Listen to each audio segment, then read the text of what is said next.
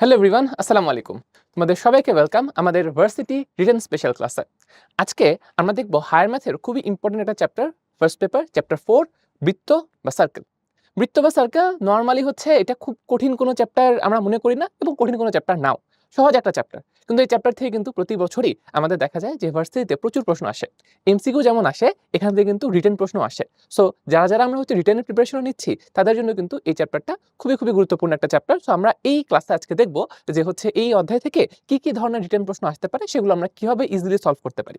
তো তোমাদের কাছ থেকে আমি জাস্ট এতটুকুই আশা করছি যে তোমরা এই অধ্যায়ের বেসিক টুকু জেনে এই ক্লাস করতে এসেছো। অর্থাৎ তোমাদের বেসিক গুলো জানা আছে, ফর্মুলাগুলো জানা আছে, সেই ফর্মুলাগুলো ব্যবহার করে আমরা হচ্ছে এই চ্যাপ্টার থেকে ম্যাথমেটিক্যাল প্রবলেমগুলো সলভ করব। তো কারো যদি হচ্ছে বেসিকের প্রবলেম থাকে, ফর্মুলাগুলো জানা না থাকে, তার জন্য কিন্তু সাজেশন থাকবে সে যেন মাস্টার ক্লাস অথবা ম্যারাথন ক্লাস এগুলো করে এসে এরপর যেন এই ক্লাসটা দেখে, তখন তোমার জন্য এই ক্লাসটা সবচেয়ে বেশি ফ্রুটফুল হবে। ঠিক আছে? তাহলে সবার যদি প্রস্তুতি ভালো মতো থাকে তাহলে আসেন আমরা হচ্ছে ক্লাসটা শুরু করি এবং দেখি যে এই অধ্যায় থেকে সবচেয়ে গুরুত্বপূর্ণ কি রিটেন প্রশ্ন আমাদের জন্য আছে, যেটা হচ্ছে আমাদের এক্সামে আসতে পারে। ওকে, তো চলেন শুরু করা যাক। তো প্রথমেই আমরা একটা খুবই চমৎকার একটা প্রশ্ন দেখব, যেটা বর্তমানে আমাদের হচ্ছে অ্যাডমিশনে আসার জন্য খুবই ট্রেন্ডি একটা প্রশ্ন। খেয়াল করেন, খুবই সিম্পল একটা প্রশ্ন। প্রশ্নটা হচ্ছে, একটা আমাকে সমীকরণ দিয়ে দিছে। এই সমীকরণটা দেখতে আমাদের অনেকের একটু আজগুবি লাগতে পারে যে ভাই কি দিয়ে দিছে, আর স্কোয়ার মাইনাস আর আছে থিটা আছে, এটা তো ভাই পরিচিত মনে হচ্ছে না। অনেকের কাছে ফিল হতে পারে এমন, কিন্তু বিশ্বাস করে এটা তোমার একেবারেই পরিচিত সমীকরণ। কি করা হয়েছে, শুধুমাত্র এটাকে একটু পোলার আকারে লেখা হয়েছে। তোমার কাজ হইলো এই পোলার আকার থেকে এটাকে কার্তেশীয় আকারে কনভার্ট করা, এরপরে কাজটা খুবই সিম্পল। তো এই কাজটা বর্তমানে আমাদের অ্যাডমিশনে প্রচুর করা হয়, যে আমাকে কি করে, যে আমাকে হচ্ছে তোমার পোলারে দিয়ে দেয়। পোলার থেকে আমাকে কি করতে হবে, কার্তেশিয়ানে কনভার্ট করতে হবে, এরপরে বাকি কাজটা করতে হবে। বুঝছো? সো এটা কিন্তু রিসেন্ট সময়ের জন্য খুবই ইম্পর্টেন্ট একটা প্রশ্ন। হ্যাঁ, এই ধরনের প্রশ্ন তুমি কিন্তু মার্ক করে রাখতে পারো, একটু বেশি করে প্র্যাকটিস করে রাখতে পারো। আচ্ছা, তো এটা হচ্ছে চুয়েটে 24-25 সালে আসছিল। তো আপনাদের এটা নিয়ে ভয় পাওয়ার কোনো কারণ নাই যে ভাই এটা তো ইঞ্জিনিয়ারিং এর প্রশ্ন। কোনো চিন্তার কোনো কারণ নাই। কারণ আপনি দেখেন, যখন হচ্ছে আপনি অ্যাডমিশন পরীক্ষা দিতে বসবেন, তখন আপনার হচ্ছে ইঞ্জিনিয়ারিং এর রিটেন আর ভার্সিটি রিটেন খুব একটা কিন্তু আলাদা না। বুঝছো? ইঞ্জিনিয়ারিং এর রিটেনের মধ্যে যেই প্রশ্নগুলো হচ্ছে আমাদের ক্যালকুলেটর ছাড়া সলভ করা যায়, সবগুলোই কিন্তু আমাদের ভার্সিটি রিটেনের জন্য ইম্পর্টেন্ট। এটা কিন্তু আপনাকে মাথায় রাখতে হবে। কারণ বেসিক্যালি তুমি চিন্তা করো যে আমাদের অ্যাডমিশনে যে আমাদের পরীক্ষা হয়, সেখানে কি জাজ করে? তোমার বেসিক ভালো আছে কিনা, তুমি জিনিসগুলো বুঝো কিনা, এটা তো জাজ করতে চায়, তাই না? এখন এই কাজটা যেমন চুয়েট করতে চায়, এই কাজটাই কি ডিউ করতে চায় না? তাহলে বুঝতেই পারছো, সিলেবাস যেহেতু সেম, সবার টার্গেট যেহেতু সেম, তাহলে প্রশ্ন কিন্তু মানে চুয়েট বলো, ডিইউ বলো বা বুয়েট বলো, খুব বেশি কিন্তু যে ডিফারেন্স থাকে এমন না। তো ইঞ্জিনিয়ারিং এর রেফারেন্স দেখেই ভয় পাওয়ার কোনো কারণ নাই। বরং তোমাদেরকে আমি একটা জিনিস খুবই কি বলবো অ্যাসুরেন্স দিয়ে বলতে পারি, যে তুমি যদি হচ্ছে কিছু প্যাটার্ন খেয়াল করো, অ্যানালাইসিস করো, হ্যাঁ, যেগুলো হচ্ছে আমরা তোমাদের জন্য করে দিই, তোমার করতে হবে এমন না, তোমরা ভাইয়াদেরকে বিশ্বাস করতে পারো। সেটা হলো যে বিগত বছরগুলোতে যেই প্রশ্নগুলো ইঞ্জিনিয়ারিং এ আসে, সেগুলো ভার্সিটি এক্সামে আসার বা রিপিট হওয়ার চান্স অনেক বেশি থাকে। এরকম অনেক প্রশ্নের তোমাকে হচ্ছে এক্সাম্পল দেখানো সম্ভব, যেগুলো হচ্ছে মনে করো ৩-৪ বছর বা ৫ বছর আগে হচ্ছে তোমার ইঞ্জিনিয়ারিং এ আসছে, সেটাই ৩-৪ বছর বা ৫ বছর পর ভার্সিটি অ্যাডমিশন টেস্টে দিয়ে দিছে। ওকে, সো এমন প্রশ্ন তোমাকে করানো হবে যেগুলো গুরুত্বপূর্ণ। তাহলে আসো, আর আমরা সময় নষ্ট না করে আমরা হচ্ছে এই প্রশ্নটা একটু সলভ করি। খুব ইজি একটা প্রশ্ন। কি করতে হবে, প্রথমে ভাই এটাকে আমার পোলার থেকে কার্তেশিয়ানে নিতে হবে। পোলার থেকে কার্তেশিয়ানে নেওয়ার জন্য যেসব ফর্মুলাগুলো আমাদের দরকার, সেগুলো আশা করছি আমরা সবাই জানি।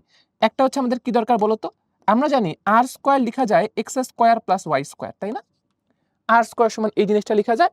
আরেকটা ফর্মুলা হচ্ছে আর সাইন থিটা, এটা ইজ ইকুয়ালস টু হচ্ছে ওয়াই, এবং আর কস থিটা, এটা সমান লেখা যায় এক্স। এই যে ভাই মাত্র এই তিনটা ফর্মুলা দিয়েই আমার যে কোনো পোলার থেকে কার্টেশিয়ানের কনভার্সন করে ফেলা যায়, জাস্ট এই তিনটা ফর্মুলা দিয়ে। তাহলে দেখেন এখানে যা আছে, এটাকে যদি আমি হচ্ছে কার্টেশিয়ানে কনভার্ট করতে চাই, তাহলে আর স্কোয়ার কি লেখা যাবে, X square plus Y square minus 4 আর কস থিটা। আর কস থিটাকে কি লেখা যায়, ওইভাবে ওখানে তাকাও, এক্স লেখা যায়, তাহলে মাইনাস 4x। তারপরে কি আছে, মাইনাস 4√3 আর সাইন থিটা। আর সাইন থিটাকে কি লেখা যাবে, ওয়াই লেখা যাবে। লিখে ফেললাম, প্লাস 7 = 0। এখন ভাই একটু তাকায় দেখো তো, এটা কি তোমার পরিচিত একটা বৃত্তের সমীকরণ মনে হচ্ছে না? অবশ্যই ভাই এটা আমাদের খুবই পরিচিত একটা বৃত্তের সমীকরণ। আচ্ছা, এখন আমাকে কি বলছে, আমাকে বলছে যে এই বৃত্তের ব্যাসার্ধ এবং কেন্দ্রের পোলার স্থানাঙ্ক বের করতে। No problem. তাহলে এই বৃত্তের ব্যাসার্ধ কত আমরা খুব ইজিলি বলতে পারি।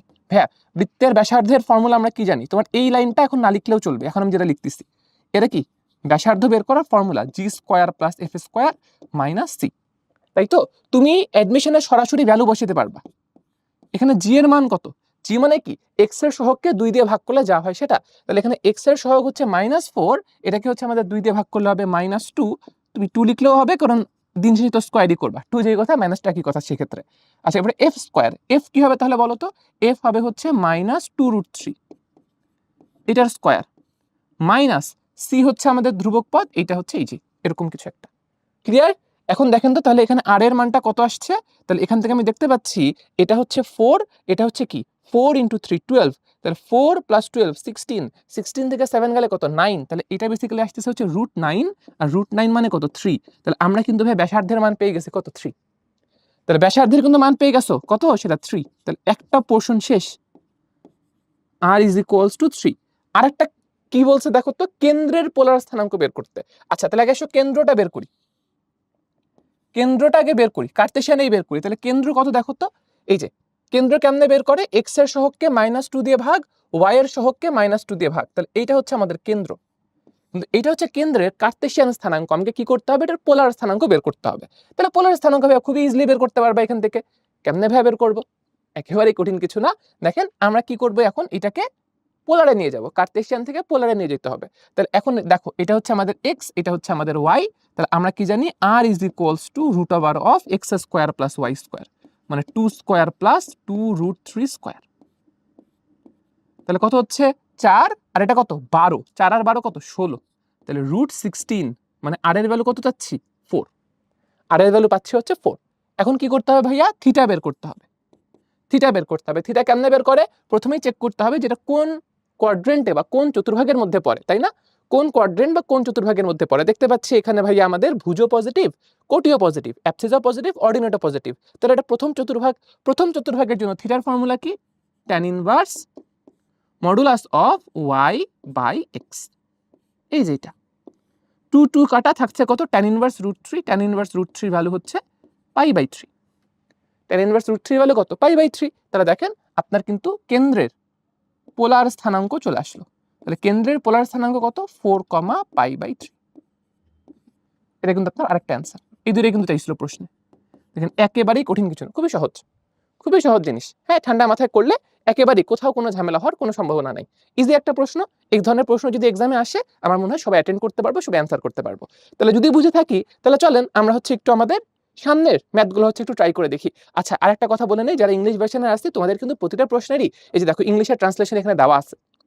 তোমাদের যদি কোথাও প্রশ্ন বুঝতে অসুবিধা হয়, সাথে সাথে তোমরা হচ্ছে ইংলিশের ট্রান্সলেশনটা দেখে ফেলবা, ঠিক আছে? তোমাদের যখন অ্যাকচুয়াল পরীক্ষা হবে, যখন পরীক্ষা হবে, অ্যাডমিশন টেস্ট হবে, সেখানে কিন্তু তোমাদের প্রশ্ন এই ফরম্যাটেই থাকবে, যে বাংলা ভার্সনে থাকবে, তার নিচে হচ্ছে তোমার ইংলিশ ভার্সন ট্রান্সলেট করা থাকবে। সো প্রশ্ন এইভাবে দেখার অভ্যাস বাংলা ভার্সনেরও করে ফেলা উচিত, কারণ তোমার অ্যাকচুয়াল খাতার মধ্যে প্রশ্ন এভাবে থাকবে, অ্যাডমিশন টেস্টে ইংলিশ ভার্সনেরও করে ফেলা উচিত। ওকে, তাহলে চলেন আমরা হচ্ছে এখন পরবর্তী কোশ্চেনে চলে যাই। কি বলা হয়েছে একটু খেয়াল করি, এটা খুবই সহজ একটা প্রশ্ন।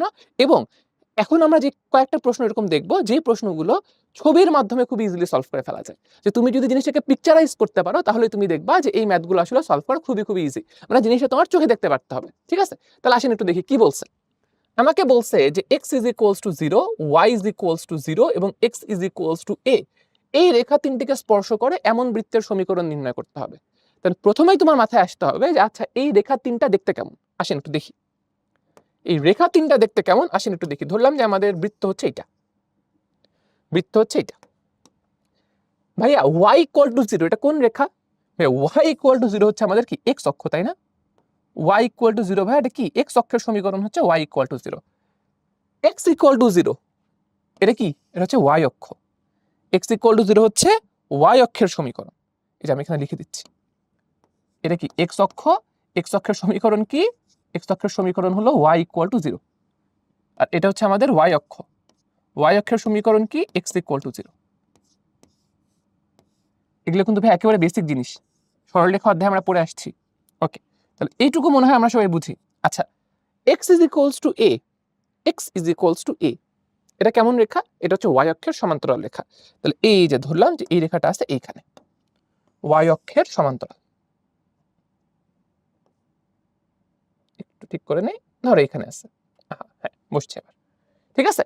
তাহলে এটা কোন রেখা? এটা হচ্ছে x = a রেখা। এখন তোমাকে বলা হয়েছে যে এই তিনটা রেখাকে স্পর্শ করে এমন বৃত্তের সমীকরণ নির্ণয় করতে। ঠিক আছে, তাহলে রেখা তিনটা প্রথমে তোমাকে মাথার মধ্যে আইডেন্টিফাই করতে হবে, বুঝতে হবে যে রেখা তিনটা হচ্ছে দেখতে কেমন। এটা হচ্ছে x = 0 y অক্ষ, x = 0 হচ্ছে y অক্ষ, y = 0 হচ্ছে x অক্ষ, আর x = a হচ্ছে আমাদের y অক্ষের সমান্তরাল রেখা। আচ্ছা, তাহলে এই তিনটা রেখাকে একটা বৃত্ত স্পর্শ করবে, ধরলাম সেটা বৃত্ত হচ্ছে এটা। বৃত্তের সমীকরণ কি হবে? ঠান্ডা মাথায় ভাই খেয়াল করি, ঠান্ডা মাথায় সবাই একটু খেয়াল করে আসেন যে এইখানে আমি যদি একটু তাকাই দেখি, আমি দেখতে পাচ্ছি এই রেখা থেকে এই রেখার যে দূরত্ব, এটাই কি এই বৃত্তের ব্যাস না? এটা এই বৃত্তের ব্যাস। ক্লিয়ার সবাই?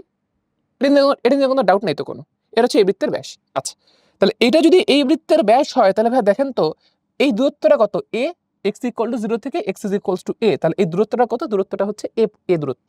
তাহলে দূরত্বটা যদি a দূরত্ব হয়ে থাকে, ভাই এটা জিনিস বুঝতে পারতেছো? তাহলে এই বৃত্তের ব্যাস কত? a। তাহলে এই বৃত্তের ব্যাসার্ধ কত? ভাই এই বৃত্তের ব্যাসার্ধ হচ্ছে a/2। এই বৃত্তের ব্যাসার্ধ কত? a/2। এটা বুঝা যাচ্ছে? কারণ বৃত্তের ব্যাস হচ্ছে এতটুকু, ওটা হচ্ছে কত? a। তাহলে ব্যাসার্ধ কত? a/2। বৃত্তের ব্যাসার্ধ হলো a/2। তাহলে খেয়াল করি ভাই, এই যে দেখেন এইটুকু কি বৃত্তের ব্যাসার্ধ, আবার এইটুকুও কি বৃত্তের ব্যাসার্ধ, তাই না? এটা হচ্ছে বৃত্তের ব্যাসার্ধ, এটা হচ্ছে বৃত্তের ব্যাসার্ধ।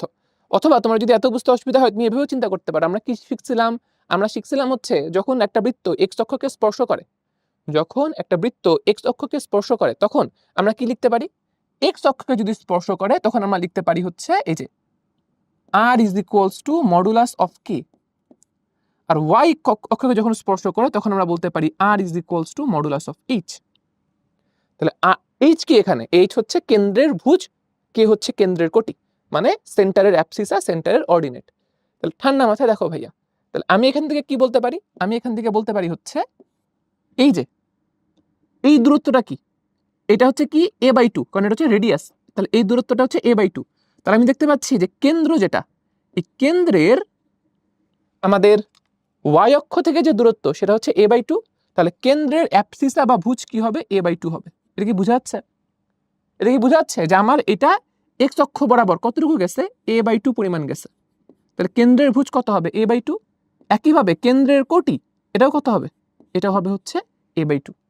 এটা হবে কত? a/2। তো আমরা এখান থেকে বলতে পারি, এই যে ভাই দেখেন আমাদের এই যে সেন্টার, এই সেন্টার হবে a/2, a/2। সেন্টার হবে a/2, a/2। তাহলে আমরা এই সার্কেলের সেন্টার জানি, এই সার্কেলের আমরা রেডিয়াস জানি, তাহলে খুবই ইজিলি আমরা এই সার্কেলের ইকুয়েশন বলে ফেলতে পারবো। তাহলে এই সার্কেলের ইকুয়েশন হবে হচ্ছে, আপনি যদি কোনো সার্কেলের সেন্টার জানেন, আপনি যদি কোনো সার্কেলের রেডিয়াস জানেন, তাহলে আপনি খুব ইজিলি সেই সার্কেলের ইকুয়েশন বলতে পারবেন। সেটা কত হবে? এই যে ভাই এটা হবে, তাই না? x - h² + y - k² = r²। এটা তো ফর্মুলা ছিল। তাহলে এইটুকু করলেই আপনার অঙ্ক শেষ। আপনি যদি জাস্ট ছবির মধ্যে এতটুকু দেখাই দিতে পারেন, খাতার মধ্যে আপনার কিচ্ছু লিখতে হবে না, আপনি ছবিতে দেখাই দিবেন, ছবিতে দেখাই, তারপর হচ্ছে আপনি যে জাস্ট ছবি দেখলে আপনার বোঝা যাচ্ছে যে আপনি কেমনে বের করছেন, তারপরে আপনি ইকুয়েশন লিখে দিলে আপনার অ্যান্সার শেষ। মজার বিষয় হলো এইটুকু করলে আপনি ফুল মার্ক পাবেন না, হাফ মার্ক পাবেন। টোটাল নাম্বারে হাফ পাবেন। কেন হাফ পাবেন? বিকজ আপনি আসলে ফুল ম্যাথটা কমপ্লিট করেন নাই। ফুল ম্যাথের জন্য কি ভাই কিছু বাংলা কথা লিখতে হবে? না, সেটা বলতেছি না। বাংলা কথা লিখতে হবে না। আপনি ফুল ম্যাথ কমপ্লিট করেন নাই এই সেন্সে যে আপনাকে যেই কন্ডিশন দেয়া ছিল, সেই কন্ডিশন অনুযায়ী আপনার সার্কেল পাওয়ার কথা ছিল 2টা। 2টা সার্কেল পাওয়ার কথা ছিল। আপনি খেয়াল করে দেখেন, এই 3টা লাইনকে টাচ করে এরকম একটা সার্কেল হচ্ছে এইটা, তাই না? এরকম একটা সার্কেল হচ্ছে এইটা। একদম সিমিলারলি এরকম আরেকটা সার্কেল পাওয়া যাবে না নিচের দিকে? বলেন তো চিন্তা করে, যে আমার y অ্যাক্সিসকে টাচ করে, x অ্যাক্সিসকে টাচ করে, আর এই লাইনটাকে টাচ করে। এই 3টা লাইনকে টাচ করে এরকম নিচের দিকে আরেকটা সার্কেল পাওয়া যাবে না? নিচের দিকে আরেকটা সার্কেল পাওয়া যাবে। আপনি তো ওই সার্কেলকে কাউন্টের মধ্যে আনেন নাই। ওই সার্কেলকে কাউন্টের মধ্যে আনতে হবে না? অবশ্যই আনতে হবে। তাহলে যেহেতু ওই সার্কেলকে কাউন্টের মধ্যে আনতে হবে, তাহলে ওই সার্কেলের ক্ষেত্রে ঘটনা কি হবে? খুবই সিম্পল ভাইয়া, কিছুই চেঞ্জ হবে না। খালি চেঞ্জ হবে কি জানো? রেডিয়াসও সেম থাকবে, a/2 থাকবে। খালি চেঞ্জ হবে হচ্ছে এই সার্কেলের সেন্টার। এই সার্কেলের সেন্টার কত হবে? a/2, a/2। এটার অর্ডিনেট বা কোটি এটা হয়ে যাবে নেগেটিভ, রাইট? তাহলে আপনার কিচ্ছু চেঞ্জ করতে হবে না ভাইয়া, খালি এই যে আপনার অ্যান্সার, এইখানে খালি আপনার মাইনাসের জায়গায় প্লাস মাইনাস দিয়ে দিতে হবে। তাহলেই আপনার যা ছিল সেটাই হচ্ছে অ্যান্সার। সবাই কি জিনিসটা বুঝতে পারতেছি? একটু জিনিসটা পিকচারাইজ করতে পারলে জিনিসটা আমার মনে হয় যে বুঝা একেবারে কঠিন কিছু না। Okay, so let's move to our next question. Okay, next question, এটা হচ্ছে আমরা ছবি দিয়ে আমরা খুব ইজিলি সলভ করতে পারি। কি বলছে একটু খেয়াল করে দেখেন, আমাকে বলছে ওয়াই অক্ষকে টাচ করে, ওয়াই অ্যাক্সিসকে টাচ করে 3,0 and 7,0 এই দুইটা পয়েন্ট দিয়ে পাস করে এমন হচ্ছে একটা সার্কেলের ইকুয়েশন বের করতে হবে। ঠিক আছে, আচ্ছা খুব ভালো কথা, খুব ভালো কথা। তাহলে আমাকে কি করতেছে, এটা ওয়াই অ্যাক্সিসকে টাচ করতেছে। তাহলে এই একটা সার্কেল, হ্যাঁ, এটা হচ্ছে ওয়াই অ্যাক্সিসকে টাচ করতেছে এবং এই যে 3,0 আর 7,0 এই দুইটা পয়েন্ট দিয়ে যাচ্ছে। ঠান্ডা মাথায় বুঝবো, হ্যাঁ। প্রথম কথা, ওয়াই অ্যাক্সিসকে টাচ করলে আমরা যেন কি জানি, ওয়াই অ্যাক্সিসকে টাচ করলে আমরা জানি হচ্ছে, আমরা লিখতে পারি যে r is equals two modulus of h, এটার ভ্যালু হচ্ছে r। ওকে, ঠিক আছে, বুঝলাম। এখন দেখি আর কি ঘটনা ঘটতেছে এখানে। দেখেন,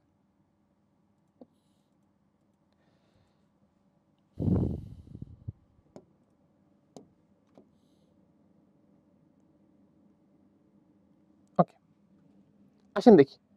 এখন এই পয়েন্টটা হচ্ছে 3,0, এই পয়েন্টটা 7,0, হ্যাঁ। তাহলে এই টোটাল লেন্থটা কত, 4, টোটাল লেন্থটা 4। তাহলে আপনি আমাকে বলেন তো এই লেন্থটুকু কত হবে। আমি যদি সেন্টার থেকে আমি যদি এইটার উপর একটা পারপেন্ডিকুলার ড্র করি, তাহলে এই লেন্থটুকু কত হবে। টোটালটা যদি 4 হয় তাহলে এই লেন্থটা কত হবে, 2 হবে। কোনো ডাউট আছে? কোনো ডাউট নেই ভাই, এই লেন্থটা কত হবে, 2 হবে। আচ্ছা, তাহলে এই লেন্থটা ভাই যদি 2 হয়, তাহলে ঠান্ডা মাথায় একটা জিনিস একটু আমরা বুঝি। তাইলে এই পয়েন্টটা কত হবে, এই পয়েন্টটা হবে হচ্ছে 5,0, এই পয়েন্টটা হবে কত, 5,0। ওকে, ক্লিয়ার। ওকে, তাহলে এই পয়েন্টটা যদি 5,0 হয়, তাহলে দেখো তার মানে কি, এইখান থেকে এই যে ডিস্টেন্সটা এটা কত, 5। তাহলে এটাই কি তোমার এই যে তোমার সার্কেল, এই সার্কেলের এইচ এর ভ্যালু না, হুইচ ইজ 5। দেখো সার্কেল কি এইটারই উপরে আছে না, ঠিক উপরে, যে এই লাইনটা কি, এই লাইনটা হচ্ছে ওয়াই অ্যাক্সিসের প্যারালাল। ওয়াই অ্যাক্সিসের প্যারালাল মানে অ্যাবসিসা বা ভুজ কিন্তু চেঞ্জ হবে না। তাহলে ভুজ যদি চেঞ্জ না হয়, এই পয়েন্টটা যদি 5,0 হয়, তাহলে এইটারও অ্যাবসিসা কত হবে বা ভুজ কত হবে, 5ই হবে। বুঝা যাচ্ছে? আচ্ছা, তাহলে তা যদি হয়ে থাকে, তাহলে আমি কি দেখতে পাচ্ছি এখান থেকে, যে এই যে ডিস্টেন্সটা এটা হচ্ছে 5। এই ডিস্টেন্সটা যদি 5 হয়, তাহলে আর এর ভ্যালু কত, 5। তাহলে আর এর ভ্যালু হচ্ছে 5।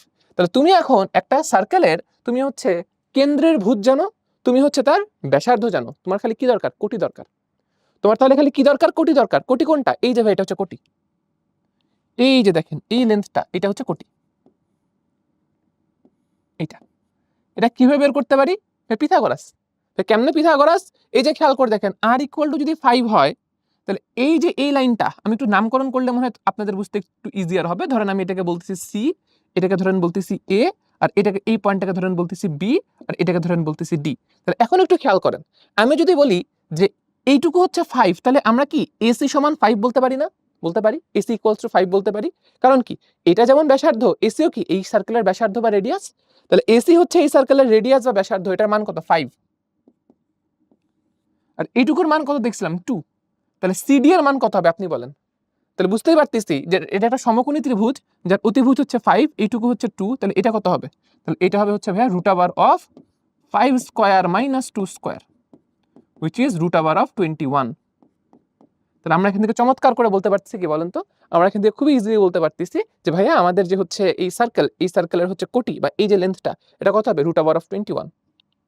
তাহলে এই সার্কেলের কিন্তু আমরা ভুজ কোটি দুটোই পেয়ে গেছি। ভুজ হচ্ছে সেন্টারের ভুজ হচ্ছে 5, আর সেন্টারের কোটি হচ্ছে √21। ব্যাসার্ধ কত, 5। তাহলে আপনি তো সবই জানেন, এই সার্কেলের হচ্ছে আপনি কেন্দ্রের ভুজ জানেন, কোটি জানেন, ব্যাসার্ধ জানেন। তাহলে আপনি এখন এখান থেকে খুবই ইজিলি আপনি এখন কি করতে পারবেন, আপনি ইকুয়েশনটা লিখে ফেলতে পারবেন।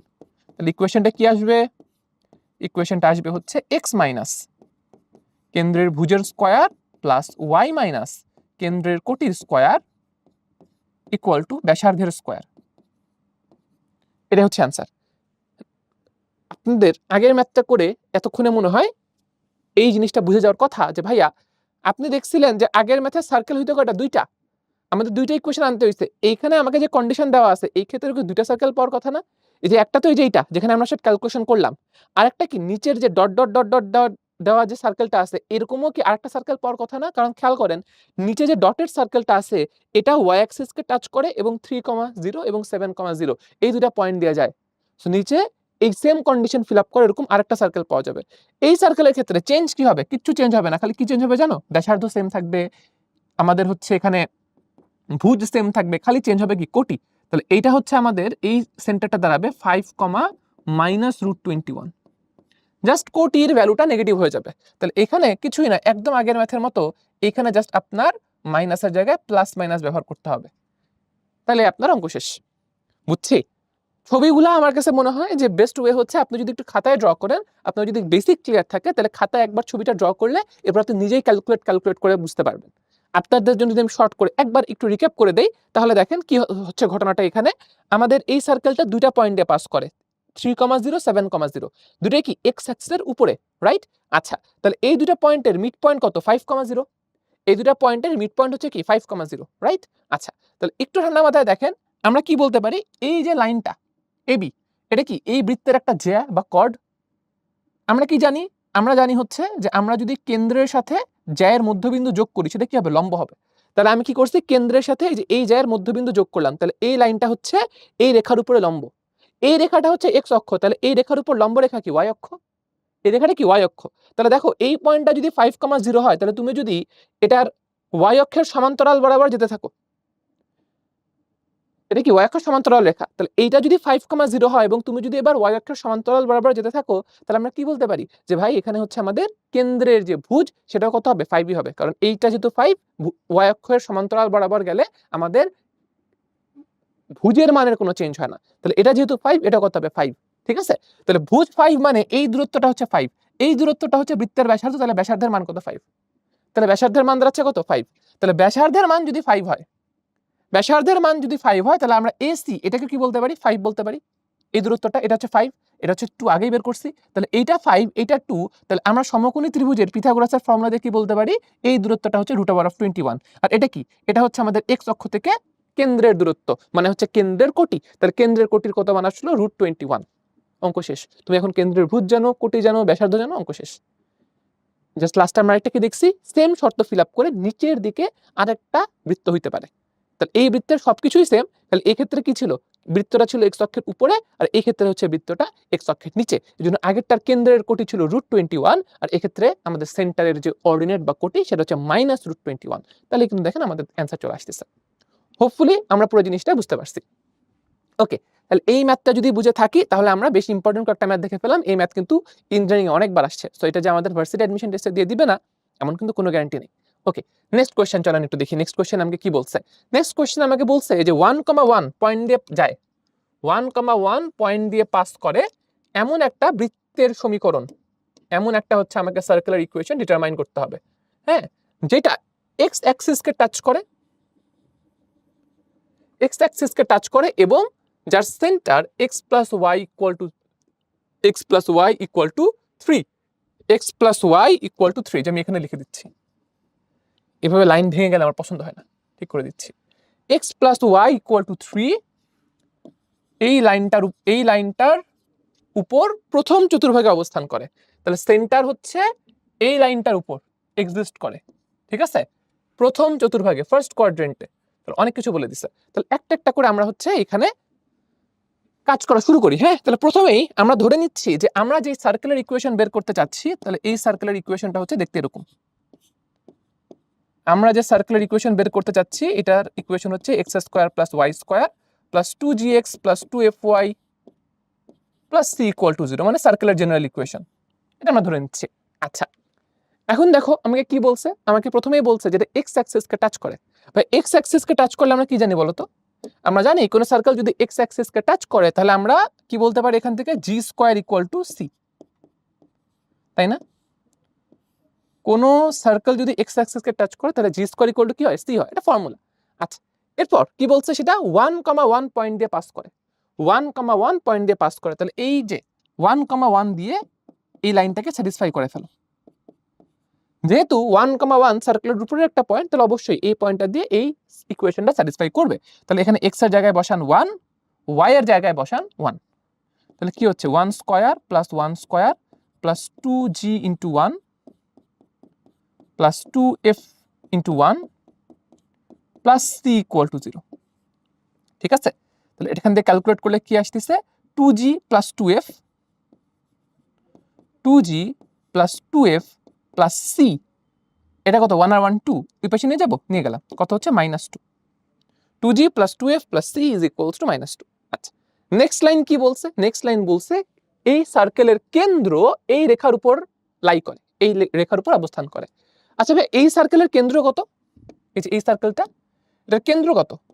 এই সার্কেলের সেন্টার বা কেন্দ্র আমরা সবাই জানি -g, -f। তাহলে কি, যেহেতু কেন্দ্র এই রেখার উপর অবস্থান করে, তাহলে আমরা এখান থেকে কি বলতে পারি বলেন তো? কেন্দ্র যেহেতু x + y = 3 এই রেখার উপর অবস্থান করে, তার মানে অবশ্যই এই রেখাটা -g, -f এই পয়েন্টটা দিয়ে স্যাটিসফাই করবে। কারণ কেন্দ্র কোনটা? এটা কেন্দ্র। আর কি বলছে? কেন্দ্র ওই রেখার উপর অবস্থান করে, তাহলে অবশ্যই আমার এই পয়েন্ট দিয়ে এই লাইনটা স্যাটিসফাই করবে। তাহলে এখান থেকে আমরা কি লিখতে পারি? -g -f = 3। এটা মনে হয় বলা যায় নাকি? ওকে, এতটুকু যদি আমাদের কাছে ক্লিয়ার থাকে, তাহলে এরপরে আমরা কি করতে পারি দেখি। এতটুকু আমাদের কাছে ক্লিয়ার থাকলে আমরা আসেন একটা কাজ করি, আমরা এখান থেকে f = কত সেটা লিখি। এখান থেকে আমরা লিখতে পারি যে f = -g -3 এই লাইনটা পাচ্ছি। f = -g -3। এখন একটা কাজ করেন, এই c এর জায়গায় বসান g², আর এই f এর জায়গায় বসান -g -3। তাহলে আপনি এই যে ইকুয়েশনটা পুরোটাই g দিয়ে পাবেন। একটাই মাত্র আপনার আননোন থাকবে, সেটা হচ্ছে g। এই ইকুয়েশনটাতে, এই যে এই ইকুয়েশনে যেটা বক্স করলাম, এই ইকুয়েশনটাতে f এর ভ্যালু বসান এইটা, g এর ভ্যালু বসান এইটা। দেখেন আপনার অঙ্ক অলমোস্ট হয়ে যাবে। তাহলে দেখেন কি করতেছি, 2g + 2f। f এর ভ্যালু কত? f এর ভ্যালু হচ্ছে -g -3। ওকে, এরপরে কি c আছে, c মানে কত? g² বসাইলাম, ইকুয়ালস টু কত? -2। ঠিক আছে, তাহলে কত হচ্ছে দেখেন, 2g আর -2g এটা কিন্তু বাদ হয়ে যাবে। খেয়াল করছেন তো? এই যে 2g আর এই যে -2g এটা বাদ হয়ে যাবে। আমি এক লাইনে যদি বাদ করে দেই, এক লাইনেই বাদ করে দিচ্ছি, তাহলে সরাসরি নেক্সট লাইনে যাচ্ছি। তাহলে থাকবে কি? থাকবে হচ্ছে -6 + g² = -2। তাহলে এখান থেকে বুঝতে পারতেছি -6 কে ওই পাশে নিয়ে গেলে ওই পাশে থাকবে হচ্ছে 4। তাহলে g² = 4। তাহলে g এর ভ্যালু দাঁড়াচ্ছে হচ্ছে +-2। g এর ভ্যালু দাঁড়াচ্ছে কত? +-2। এখন কথা হইলো, আপনি কি এখান থেকে g এর দুইটা ভ্যালুই নেবেন নাকি যে কোনো একটা ভ্যালু নেবেন? That's the question. g এর দুইটা ভ্যালু পাইছেন, খুব ভালো কথা। g² = 4, তাহলে g লেখা যায় কত? +-2। বাট এখানে কি আপনি g এর দুইটা ভ্যালু নিতে পারবেন কিনা? অ্যানসার হলো নো। g এর দুইটা ভ্যালুর মধ্যে যে কোনো একটা ভ্যালু হবে। কোনটা হবে? ঠান্ডা মাথায় চিন্তা করেন ভাই, আপনাকে এখানে আরেকটা লাইন বলা আছে যে কেন্দ্র বা সেন্টার ফার্স্ট কোয়াড্রেন্ট প্রথম চতুর্ভাগে অবস্থান করে। কেন্দ্র প্রথম চতুর্ভাগে অবস্থান করে, ঠিক আছে? তাহলে কেন্দ্র যদি প্রথম চতুর্ভাগে অবস্থান করে, ঠান্ডা মাথায় দেখেন ভাইয়া, আপনি যদি g এর ভ্যালু নেন +2, তাহলে কি হবে? g কি আপনার কেন্দ্র? না, g কিন্তু কেন্দ্র না। কেন্দ্র প্রথম চতুর্ভাগে অবস্থান করে মানে কি?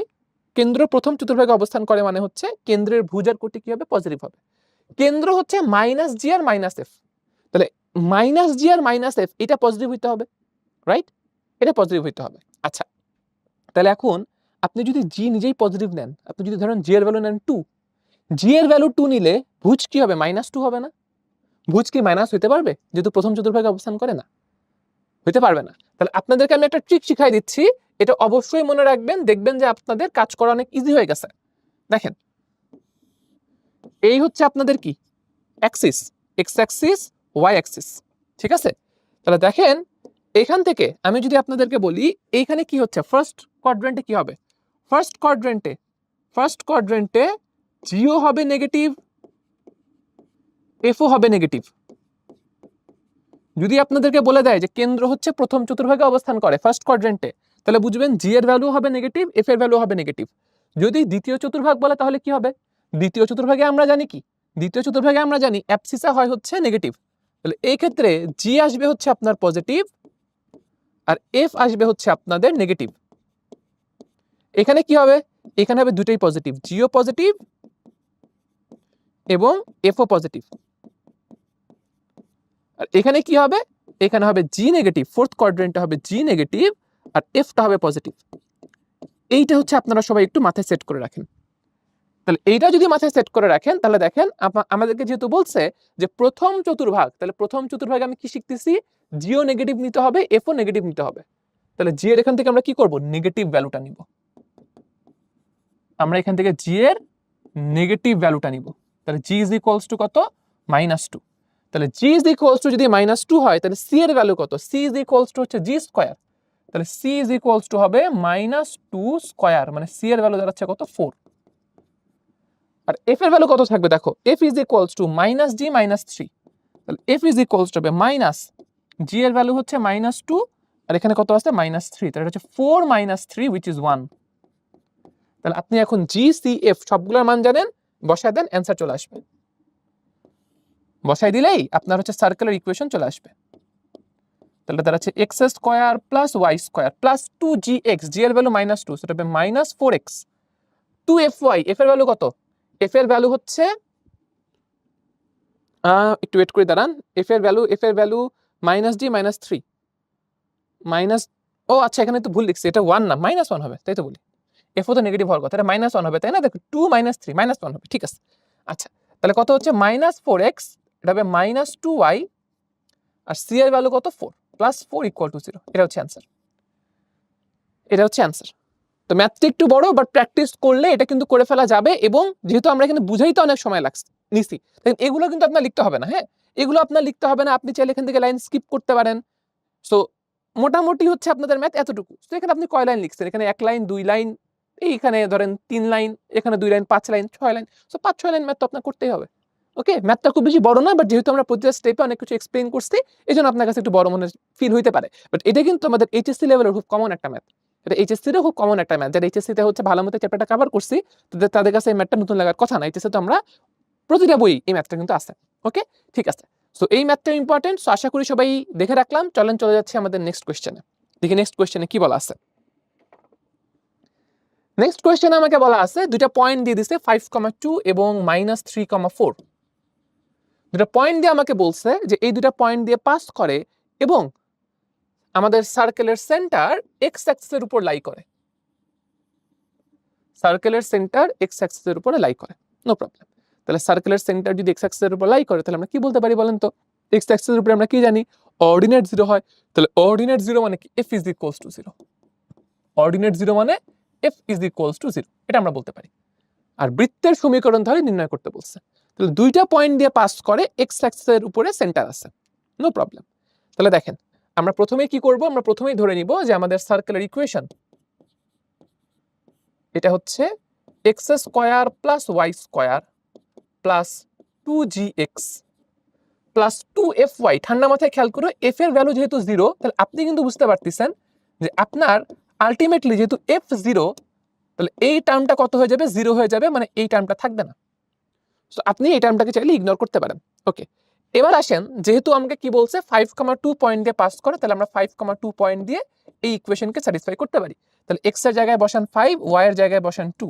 তাহলে 5 square plus 2 square plus 2g into 5, তো এটা হবে 10g, একবারে লিখলাম, প্লাস সি। এটা যেহেতু 0, আমি এখানে আর কষ্ট করলাম না, আমরা তো জানি এই টার্মটা কি হবে, 0ই হবে। সো এইটা না লিখলেও চলে, সো এটাকে আমরা লিখবো না, ডিরেক্টলি সি এর কাছে চলে গেলাম, প্লাস সি ইকুয়াল টু 0। তাহলে এই লাইনটাকে একটু গুছাই কি লিখতে পারি দেখেন, 10g plus C is equals to, এটা কত হচ্ছে, এটা থাকতেছে হচ্ছে 25 আর 4 29, এই পাশে নিয়ে গেলাম, একবার হইলো কত, -29।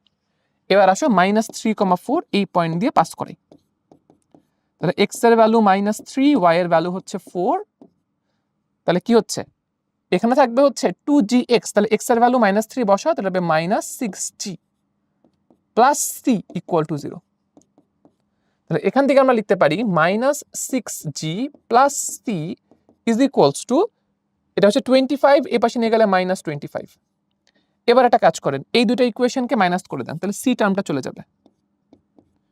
এই দুটো ইকুয়েশন মাইনাস করে দেন, তাহলে কি হয় আসেন একটু আমরা দেখি। এই দুটো ইকুয়েশন যদি আমরা মাইনাস করে দেই তাহলে কি হচ্ছে দেখেন, 10g প্লাস 6g, এখানে থাকবে 16g, সি কাটা চলে যাবে, -25 -29 plus 25, so it should be -4, right, it should be -4। তাহলে আমরা এখান থেকে জি এর ভ্যালু কত পাচ্ছি দেখেন তো, এখান থেকে আমরা পাচ্ছি জি এর ভ্যালু হচ্ছে -1/4। সো আমরা কিন্তু জি এর ভ্যালু পেয়ে গেছি কত, -1/4। জি এর ভ্যালু যেহেতু পেয়ে গেছি, এটা যে কোনো একটা ইকুয়েশনে বসায় দাও, মানে বেসিক্যালি ইকুয়েশন সলভ করতেছি, দুইটা আননোন দুইটা ইকুয়েশন, বেসিক্যালি তোমার ক্লাস 6-7 এর ম্যাথ করতে হচ্ছে আর কি এখানে। তো জি এর ভ্যালু যে কোনো একটা ইকুয়েশনে যদি বসাই দেয়, ধরো এখানে বসাই দিচ্ছি, তাহলে এটা কত হবে 10 into -1/4 plus c equal to -29. So you just have to calculate c from here. c calculate করে এখানে বসাই দিবা g এর ভ্যালু আর c এর ভ্যালু, অঙ্ক কিন্তু শেষ। তাহলে আসেন আপনাকে একটু হেল্প করে দিচ্ছি এখানে। আপনি একটা কাজ করতে পারেন, আপনি চাইলে পুরোটাকে -4 দিয়ে মাল্টিপ্লাই করতে পারেন, দেখবেন ক্যালকুলেশন অনেক ইজি হয়ে গেছে। -4 দিয়ে মাল্টিপ্লাই করলে এই টার্মটা চলে যাবে, থাকবে এখানে হচ্ছে 10, এখানে থাকবে -4c, আর এটাকে -4 দিয়ে মাল্টিপ্লাই করলে কত হবে? খুব ইজি ভাইয়া, 29 কে 4 দিয়ে মাল্টিপ্লাই করলে কত হয়? 29 কে ভাইয়া 4 দিয়ে মাল্টিপ্লাই করলে হয় 116, আর -7 হয়ে যাবে প্লাস, তাহলে এটা দাঁড়াচ্ছে 116। তাহলে এখান থেকে আমরা লিখতে পারি 4c is equals to 10 minus 116, so that is -106। তাহলে c এর ভ্যালু কত? c এর ভ্যালু হচ্ছে -106 ডিভাইড বাই 4, এটা কত হয়? -106 ডিভাইড বাই 4, 2 দিয়ে কাটা যায়, তো এটাকে লেখা যাবে হচ্ছে 53/2, তাই না? 2 দিয়ে কাটলে এটা হবে কত? 53/2 সাথে একটা মাইনাস, তো c এর ভ্যালু হচ্ছে -53/2, যদি আমি কোথাও ক্যালকুলেশন মিস্টেক না করে থাকি, -53/2। তো এখন এখানে আপনি হচ্ছে ইকুয়েশনে বসায় দেন, তাহলে আসেন দেখি ইকুয়েশন কি হয়। এটা হচ্ছে x² + y² plus 2gx, g এর ভ্যালু কত? -1/4, তাহলে এটা হচ্ছে 2 into -1/4 into x plus c এর ভ্যালু কত? -53/2। পুরোটাকে 2 দিয়ে মাল্টিপ্লাই করে দেন, তাহলে এটা দাঁড়াচ্ছে 2x² প্লাস 2y², এটা হচ্ছিল -1/2, 2 দিয়ে মাল্টিপ্লাই করলে হবে -1, so -x -53 equal to 0. That is the answer. বুঝতে পারছি? নরমালি ভাইয়া মনে রাখবা যে আমাদের একটা সার্কেলের যখন ইকুয়েশন ডিটারমাইন করতে হবে, আমাকে 3টা ইনফরমেশন দেয়া থাকতে হবে। আমার 3টা ইনফরমেশন লাগবে, 3টা ইনফরমেশন না থাকলে আমরা হচ্ছে সার্কেলের ইকুয়েশন বের করতে পারবো না। খেয়াল করে দেখেন, এই ম্যাথে আমাকে এক্স্যাক্টলি 3টা ইনফরমেশনই দেওয়া ছিল। একটা কি বলছে যে সার্কেলের সেন্টার x অ্যাক্সিসের উপরে, এটা একটা ইনফরমেশন। একটা ইনফরমেশন হচ্ছে 5,2 পয়েন্ট দিয়ে পাস করে, সেকেন্ড ইনফরমেশন। থার্ড ইনফরমেশন হচ্ছে -3,4 পয়েন্টে যায়, থার্ড 3টা ইনফরমেশন। সো 3টা ইনফরমেশন যদি আপনার দেওয়া থাকে, তাহলে আপনি সার্কেলের ইকুয়েশন বের করতে পারবেনই, কারণ সার্কেলের ইকুয়েশন আননোন কয়টা? 3টা, g, f আর c। তাহলে 3টা আননোন, 3টা ইনফরমেশন থেকে আপনি 3টা ইকুয়েশন পাবেন, তাহলে 3টা ইকুয়েশন, 3টা unknown, it can be solved. এবং লাস্ট কোশ্চেনে আপনি যদি খেয়াল করেন, এটাও একই কাহিনী ছিল, এখানেও একই কাহিনী ছিল, 3টা ইনফরমেশন দেওয়া ছিল। একটা কি বলা ছিল? 1,1 পয়েন্ট দিয়ে পাস করে, ফার্স্ট ইনফরমেশন। সেকেন্ড ইনফরমেশন কি ছিল? এক্স অ্যাক্সিসকে টাচ করে, এটা সেকেন্ড ইনফরমেশন। থার্ড ইনফরমেশন কি ছিল? যে আমার সেন্টার হচ্ছে এই লাইনটার উপর এক্সিস্ট করে। সো এখানেও আমার 3টা আননোন, 3টা ইনফরমেশন, আমরা কিন্তু ম্যাথটা সলভ করতে পারছি। ক্লিয়ার সবাই? Okay, let's move to the next math. আমরা মোটামুটি সার্কুলার ইকুয়েশন নিয়ে অনেক রকম কোশ্চেন দেখলাম। প্রথমে আমরা স্টার্ট করছিলাম সার্কুলার পোলার ইকুয়েশন থেকে, দেন পোলার ইকুয়েশনের পর আমরা নর্মাল সার্কুলার ইকুয়েশন ডিটারমাইন করলাম, বেশ কিছু কন্ডিশন দেওয়া থাকে এইটার উপর বেস করে। এরপরে হচ্ছে আমরা এখন কি করব? আমরা এখন সার্কেলের আরেকটা ইম্পর্টেন্ট টপিক, বেসিক্যালি সেটা হচ্ছে সার্কেলের ট্যানজেন্ট। আমরা একটু সার্কেলের ট্যানজেন্ট নিয়ে হচ্ছে আমরা কিছু প্রবলেম সলভ করতে চাই। যেমন দেখো কি বলা আছে, আমাকে একটা স্ট্রেট লাইন দিয়ে দিছে, এটা হচ্ছে একটা কি স্ট্রেট লাইনের ইকুয়েশন দিয়ে আমাকে বলছে এইটা যে এই সার্কেলের ট্যানজেন্ট হবে বা এই সার্কেলের যে স্পর্শক হবে, সেটা শর্ত কি? মানে এই রেখাটা এই বৃত্তকে যে আমার স্পর্শ করবে, সেটা শর্ত কি হবে? এটা হচ্ছে আমাকে বের করতে হবে। তাহলে ভাই খুবই সিম্পল জিনিস, কোনো একটা রেখা একটা বৃত্তের স্পর্শক হবে বা বৃত্তকে স্পর্শ করবে, তার জন্য যে শর্তটা, সেটা হচ্ছে আমরা ক্লাস 9-10 থেকে জানি। সেটা কি? সেটা হচ্ছে আমরা জানি, একটু খেয়াল করি, আসেন সবাই। এই যদি আমাদের হয় বৃত্ত, এই যদি হয় তার একটা স্পর্শক, শর্তটা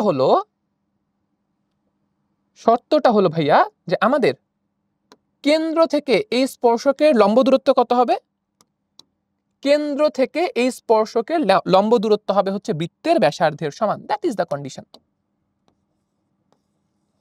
কোন একটা রেখার বৃত্তের স্পর্শক হওয়ার শর্ত হলো সেই বৃত্তের কেন্দ্র থেকে সেই রেখার উপর লম্ব দূরত্বটা হইতে হবে বৃত্তের ব্যাসার্ধের সমান। তাহলে আসেন এই বৃত্তটার কেন্দ্র আর ব্যাসার্ধকে বের করি। তাহলে এই বৃত্তটার কেন্দ্র কত? খুবই সিম্পল, অন্য কালার। তাহলে এই বৃত্তটার কেন্দ্র আমরা কি জানি? কেন্দ্র কিভাবে বের করে বলেন তো ভাইয়া? এক্স এর যে সহগ বা কোএফিসিয়েন্ট, সেটাকে -2 দিয়ে ভাগ করে। তাহলে এক্স এর সহগ -2 দিয়ে -2 দিয়ে ভাগ করলে এটা থাকবে a। ওয়াই এর সহগ কত? 0, ওয়াই টার্মটাই নাই, তাহলে ওটাকে -2 দিয়ে ভাগ করলে কি থাকবে? 0ই থাকবে। তাহলে এটা হয়ে গেল এই বৃত্তের কেন্দ্র। তাহলে এই বৃত্তের ব্যাসার্ধ কত হবে? আসেন একটু আমরা বের করি। তাহলে এই বৃত্তের ব্যাসার্ধ হবে হচ্ছে r = √g², মানে a square basically, plus f square, f এর ভ্যালু এখানে 0, মাইনাস c এর ভ্যালু এখানে 0, কোনো কনস্ট্যান্ট টার্ম নাই। তাহলে এটা হচ্ছে বেসিক্যালি √a²। তাহলে এখান থেকে আমরা বলতে পারি r = a। এখান থেকে আমরা কি বলতে পারি? r = a। এই কথাটা আমরা এখান থেকে বলতে পারি। আচ্ছা, ওকে। যদি আরেকটু হচ্ছে আমাদের এখানে কি বলবো, যদি আমাদের আরেকটু এখানে সচেতন থাকতে হয়, একটু যদি কেয়ারফুল থাকতে হয়, তাহলে আসলে আমাদের বলা হচ্ছে এখানে r = +- a। এটা বললে আরেকটু পারফেক্ট হয়, ম্যাথমেটিক্যাল আরেকটু কারেক্ট হয়। বিকজ a এর ভ্যালু পজিটিভও হইতে পারে, নেগেটিভও হইতে পারে। কোথাও তো আমার বলা নাই যে a এর ভ্যালু পজিটিভ না নেগেটিভ। আচ্ছা, ভালো কথা। তাহলে এবার আসেন, আমাকে কি বলছে যে এই যে লাইনটা, এই লাইনটা হচ্ছে এই সার্কেলের ট্যানজেন্ট বা স্পর্শক হইতে হবে। তাহলে এখন আমি বের করতে চাই যে এই যে কেন্দ্র থেকে এই রেখার উপর লম্ব দূরত্ব কি হবে। এটা হচ্ছে কেন্দ্র থেকে এই রেখার উপরে লম্ব দূরত্ব কি হবে। আচ্ছা, তাহলে এই যে দেখেন কেন্দ্র কত, a,0, রেখাটা কত, lx + my, lx + my = 1। এটা হচ্ছে রেখা, ঠিক আছে, lx + my = 1। তাহলে আসেন এখন আমরা একটা কাজ করব, এই যে এই বিন্দু থেকে এই রেখার উপরে লম্ব দূরত্বটা বের করব, লম্ব দূরত্বের ফর্মুলা দিয়ে। পারপেন্ডিকুলার ডিসটেন্সে আমাদের যে ফর্মুলা স্ট্রেট লাইন চ্যাপ্টারে শিখে আসছি, সেটা হচ্ছে আমরা এখানে অ্যাপ্লাই করব।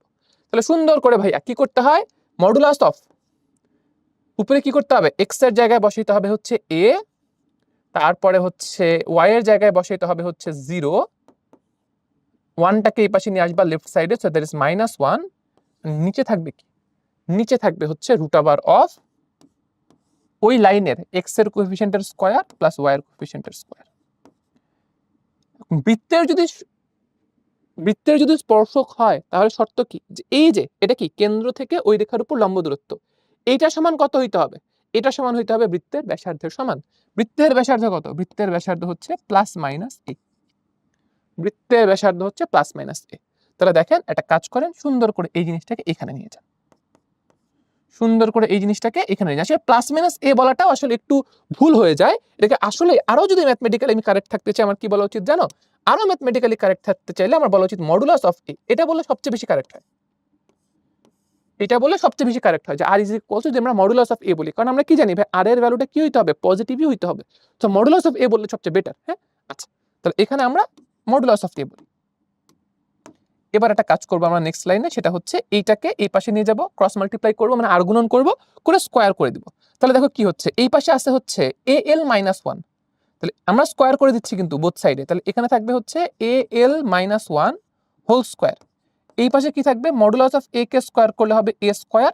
এইটাকে তুমি এখানে নিয়ে যাচ্ছ, স্কয়ার করছো, তাহলে রুটটা চলে যাবে, থাকবে হচ্ছে l স্কয়ার + m স্কয়ার।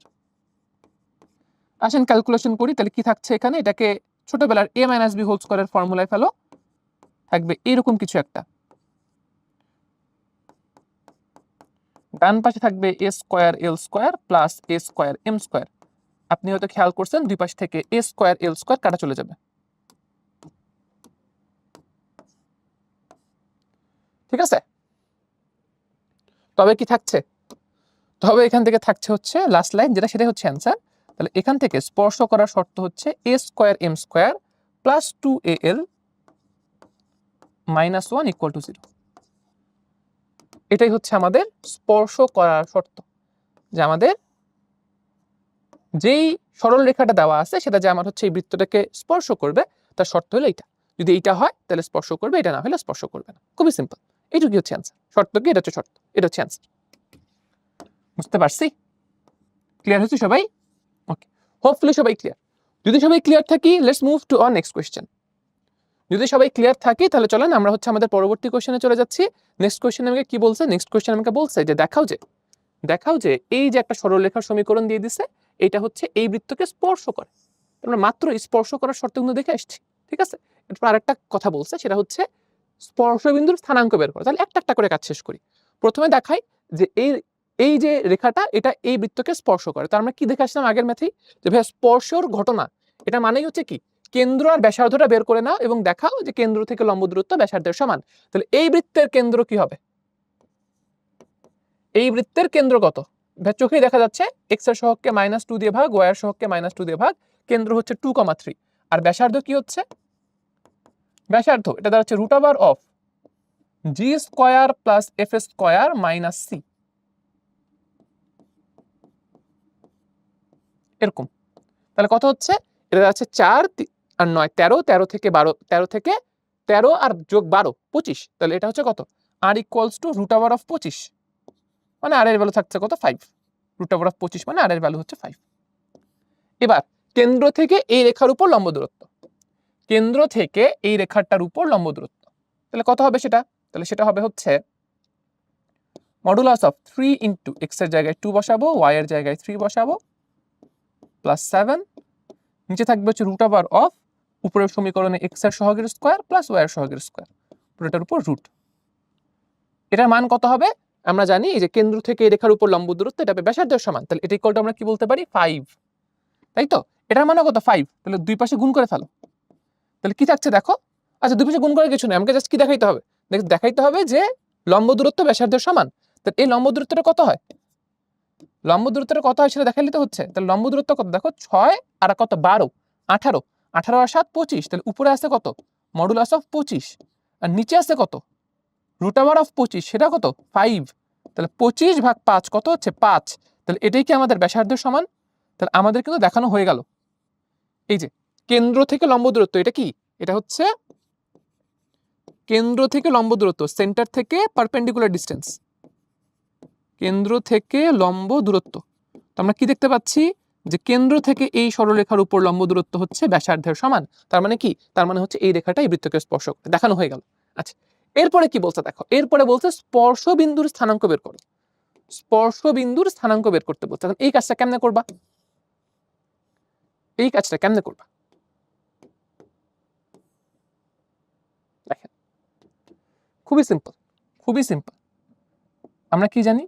আমরা জানি হচ্ছে কেন্দ্র থেকে, কেন্দ্র থেকে আমাদের স্পর্শক, কেন্দ্র থেকে স্পর্শক যেই বিন্দুতে স্পর্শ করে, আমি যদি কেন্দ্র থেকে সেই স্পর্শ বিন্দুর সংযোগ রেখাটা আনি, সেটা কি? স্পর্শকের উপর লম্ব, সেটা হচ্ছে স্পর্শকের উপর লম্ব। হ্যাঁ, তাহলে আমাকে বলছে স্পর্শ বিন্দুর স্থানাঙ্ক বের করতে।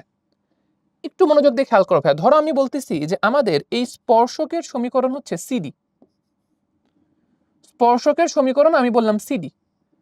আচ্ছা, সিডি না বলি, কারণ সি তো কেন্দ্রে ইউজ করছি, ওটাকে কেন্দ্রেই রাখি। ধরেন আমি হচ্ছে স্পর্শকের সমীকরণ বললাম এডি, কেন্দ্র হচ্ছে সি, স্পর্শবিন্দু হচ্ছে ডি, আমার ডি বের করতে হবে, তাই না? তাহলে আমি যদি একটা কাজ করি ভাই, বলো তো এডি কি স্পর্শক? তাহলে আমি কিন্তু এডি এর সমীকরণ জানি, এটাই হচ্ছে আমাদের এডি, স্পর্শক, রাইট? এটা হচ্ছে আমাদের এডি। আমি যদি সিডি এর সমীকরণ বের করতে পারি, তাহলে সিডি আর এডি সমাধান করলে ডি বিন্দু চলে আসবে না? অবশ্যই চলে আসবে। তাহলে এখন আমার কাজ হলো সিডি আর এডি, এডি তো দেওয়াই আছে, সিডি এর সমীকরণটা বের করব, সমাধান করব, অঙ্ক শেষ হয়ে যাবে। এখন ভাই সিডি এর সমীকরণ কেমনে বের করবো? খুবই ইজি, খুবই ইজি। সিডি কি? এডি এর সাথে লম্ব, তাহলে এডি এর লম্ব রেখা কি হবে চিন্তা করেন তো। এডি এর লম্ব রেখা, আমরা তো সবাই লম্ব রেখার সমীকরণ জানি, তাই না?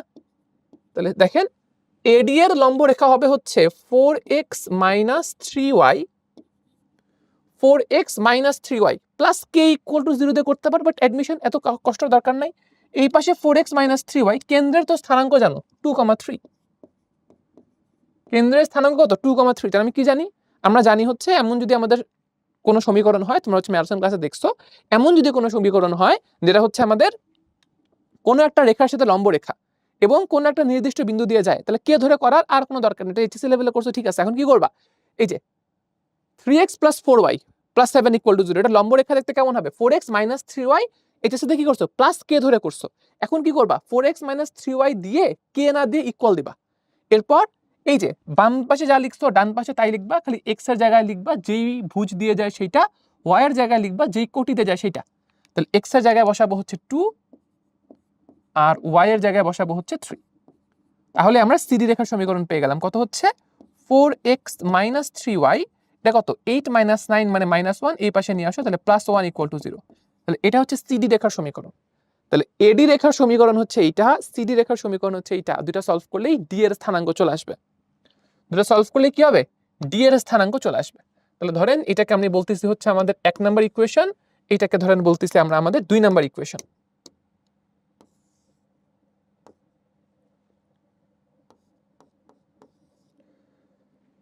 ঠিক আছে, তাহলে আমরা কি করতে পারি, এই যে ধরেন এডি কে আমরা ধরো এটাকে 4 দিয়ে গুণ করলাম, এটাকে 3 দিয়ে গুণ করলাম। হ্যাঁ, ধরো এটাকে 4 দিয়ে না, ধর উল্টা কাজই করি, ধরো এটাকে হচ্ছে আমরা 1 নাম্বার ইকুয়েশনকে ধরো 3 দিয়ে গুণ করব আর 2 নাম্বার ইকুয়েশনকে 4 দিয়ে গুণ করব, করে যোগ করে দিব। দেখো তো কত হয়। তাহলে 3x কে 3 দিয়ে গুণ করলে 9x, 4x কে 4 দিয়ে গুণ করলে 16x, তাহলে 9x প্লাস 16x কত হচ্ছে 25x। 25x, দেখো y কিন্তু কাটা চলে যাবে, কারণ এটা হবে 12y আর এটা হবে -12y, যোগ করলে 0, তাহলে y কাটা। ধ্রুবকটা দেখো, এটাকে 3 দিয়ে মাল্টিপ্লাই করলে 21 আর 1 কে 4 দিয়ে মাল্টিপ্লাই করলে 4, সো 21 প্লাস 4 এটা 25। এখানে থাকছে 25x প্লাস 25 ইকুয়াল টু 0, তাহলে x এর ভ্যালু বুঝতেই পারছো কত হচ্ছে, এখান থেকে -1 আসবে। তাহলে x এর ভ্যালু আসবে কত, -1। এখন এই যে x এর ভ্যালু -1, এটা যে কোনো একটা ইকুয়েশনে বসে দাও, যে কোনো একটা ইকুয়েশন। ওকে, তাহলে আপনাদের y এর ভ্যালুটা চলে আসবে, y এর ভ্যালুটা চলে আসবে। তাহলে x এর ভ্যালু কত পাইছে ভাই, -1 পাইছি। ধরো এটাকে আমরা এই ইকুয়েশনটাতে বসাবো, 2 নম্বর ইকুয়েশনে বসাবো। তাহলে কত হচ্ছে, x এর ভ্যালু -1 বসাইলে এটা থাকতেছে হচ্ছে 4 * -1 -3y plus 1 equal to 0। 3y কে ওই পাশে নিয়ে যাও, থাকছে কত, -4 প্লাস 1 -3, তাহলে থাকতেছে হচ্ছে -3 ইকুয়াল টু 3y। তাহলে y এর ভ্যালু আসছে কত, y এর ভ্যালু আসছে হচ্ছে -1। তাহলে দেখো স্পর্শবিন্দুর স্থানাঙ্ক কিন্তু বের হয়ে গেল, x এর ভ্যালু -1, y এর ভ্যালু কত, -1, সো দ্যাট ইজ -1, -1 পয়েন্ট। এটা কিন্তু রিটেনে আসছে, কোথায় আসছে, জগন্নাথ ইউনিভার্সিটিতে 24-25 সালে। ঠিক আছে, জগন্নাথ ইউনিভার্সিটিতে 24-25 সালে আসছে এক্স্যাক্টলি এই ম্যাথটাই। বুঝা গেছে? সো এটা কিন্তু মাথায় রাখতে হবে যে আমাদের যখন অ্যাডমিশন টেস্ট আমরা দিব, অ্যাডমিশন টেস্টে কিন্তু মেইন জিনিসটা টাইম নিয়ে হবে। আপনার কাছে মনে হতে পারে ম্যাথটা একটু বড়, বাট আপনি এর থেকে যে অনেক সহজ ম্যাথ এক্সপেক্ট করবেন, এটা আসলে তখন একটু বেশি এক্সপেকটেশন হয়ে যাবে। আমাদের এমন না যে আমাদের হচ্ছে অ্যাডমিশন টেস্টে ছোট ম্যাথ দেয়, নো, রিটেনে কিন্তু আমাদের মোটামুটি এইচএসসি তে আমরা যেই সাইজের ম্যাথ করে আসছি, রিটেনে আমরা অ্যাডমিশন ও রিটেনে ওইরকম সাইজের ম্যাথই ফেস করতে হবে। খালি ঝামেলা কি, এইচএসসি তে যেই ম্যাথ তুমি 10 মিনিট টাইম পাইছো, এখানে হচ্ছে তোমার কি হবে, সময় থাকবে হয়তো 3 মিনিট, 2.5 মিনিট, 4 মিনিট এরকম, বুঝছো? সো আমাদের কি করতে হবে, যত বেশি প্র্যাকটিস করতে পারবা, যত বেশি প্র্যাকটিস করবা, তত বেশি তোমার প্রবলেম সলভিং স্পিড বাড়বে। সো আমাদের কাজ হলো বেশি প্র্যাকটিস করা, প্রবলেম সলভিং স্পিড কমায় নিয়ে আসা। Okay, moving to our next question. Okay, কি বলতে দেখো, এটা বৃত্তের ইকুয়েশন দিয়ে দিছে, বৃত্তের ইকুয়েশন দিয়ে বলছে স্পর্শকগুলোর সমীকরণ বের করো। এই বৃত্তের স্পর্শকগুলোর সমীকরণ বের করো যারা হচ্ছে অক্ষদ্বয়কে সমান ও বিপরীত চিহ্নে খণ্ডিত করে, সমান এবং বিপরীত চিহ্নে খণ্ডিত করে, এমন হচ্ছে আমাকে বৃত্তের স্পর্শকের সমীকরণ বের করতে বলছে। ধরো এইটা হচ্ছে আমাদের বৃত্ত, ধরো এটা হচ্ছে আমাদের বৃত্ত, এটা হচ্ছে আমাদের এক্স অক্ষ, ওয়াই অক্ষ, কথার কথা। ধরো সমান এবং বিপরীত চিহ্ন মানে কি, মানে এক্স অক্ষে যদি পজিটিভে ছেদ করে, ওয়াই অক্ষকে নেগেটিভে ছেদ করবে, এটাই তো ঘটনা। এক্স অক্ষকে পজিটিভে ছেদ করলে ওয়াই অক্ষকে নেগেটিভে ছেদ করবে। তাহলে দেখেন একটা স্পর্শক দেখতে হতে পারে এরকম, এরকম ঘটনা ঘটতে পারে যে এক্স অ্যাক্সিসকে পজিটিভে ছেদ করলো, ওয়াই অক্ষকে নেগেটিভে ছেদ করলো, অথবা ওয়াই অক্ষকে পজিটিভে ছেদ করতে পারে এবং এক্স অক্ষকে নেগেটিভে ছেদ করতে পারে, এই যে এরকম। বুঝছি ঘটনা বুঝা গেছে? কিন্তু মানগুলো সমান হইতে হবে, মানে এইটা যতটুকু এটা ততটুকুই হবে, একটা পজিটিভ একটা নেগেটিভ, একটা পজিটিভ একটা নেগেটিভ। আচ্ছা, ভালো কথা।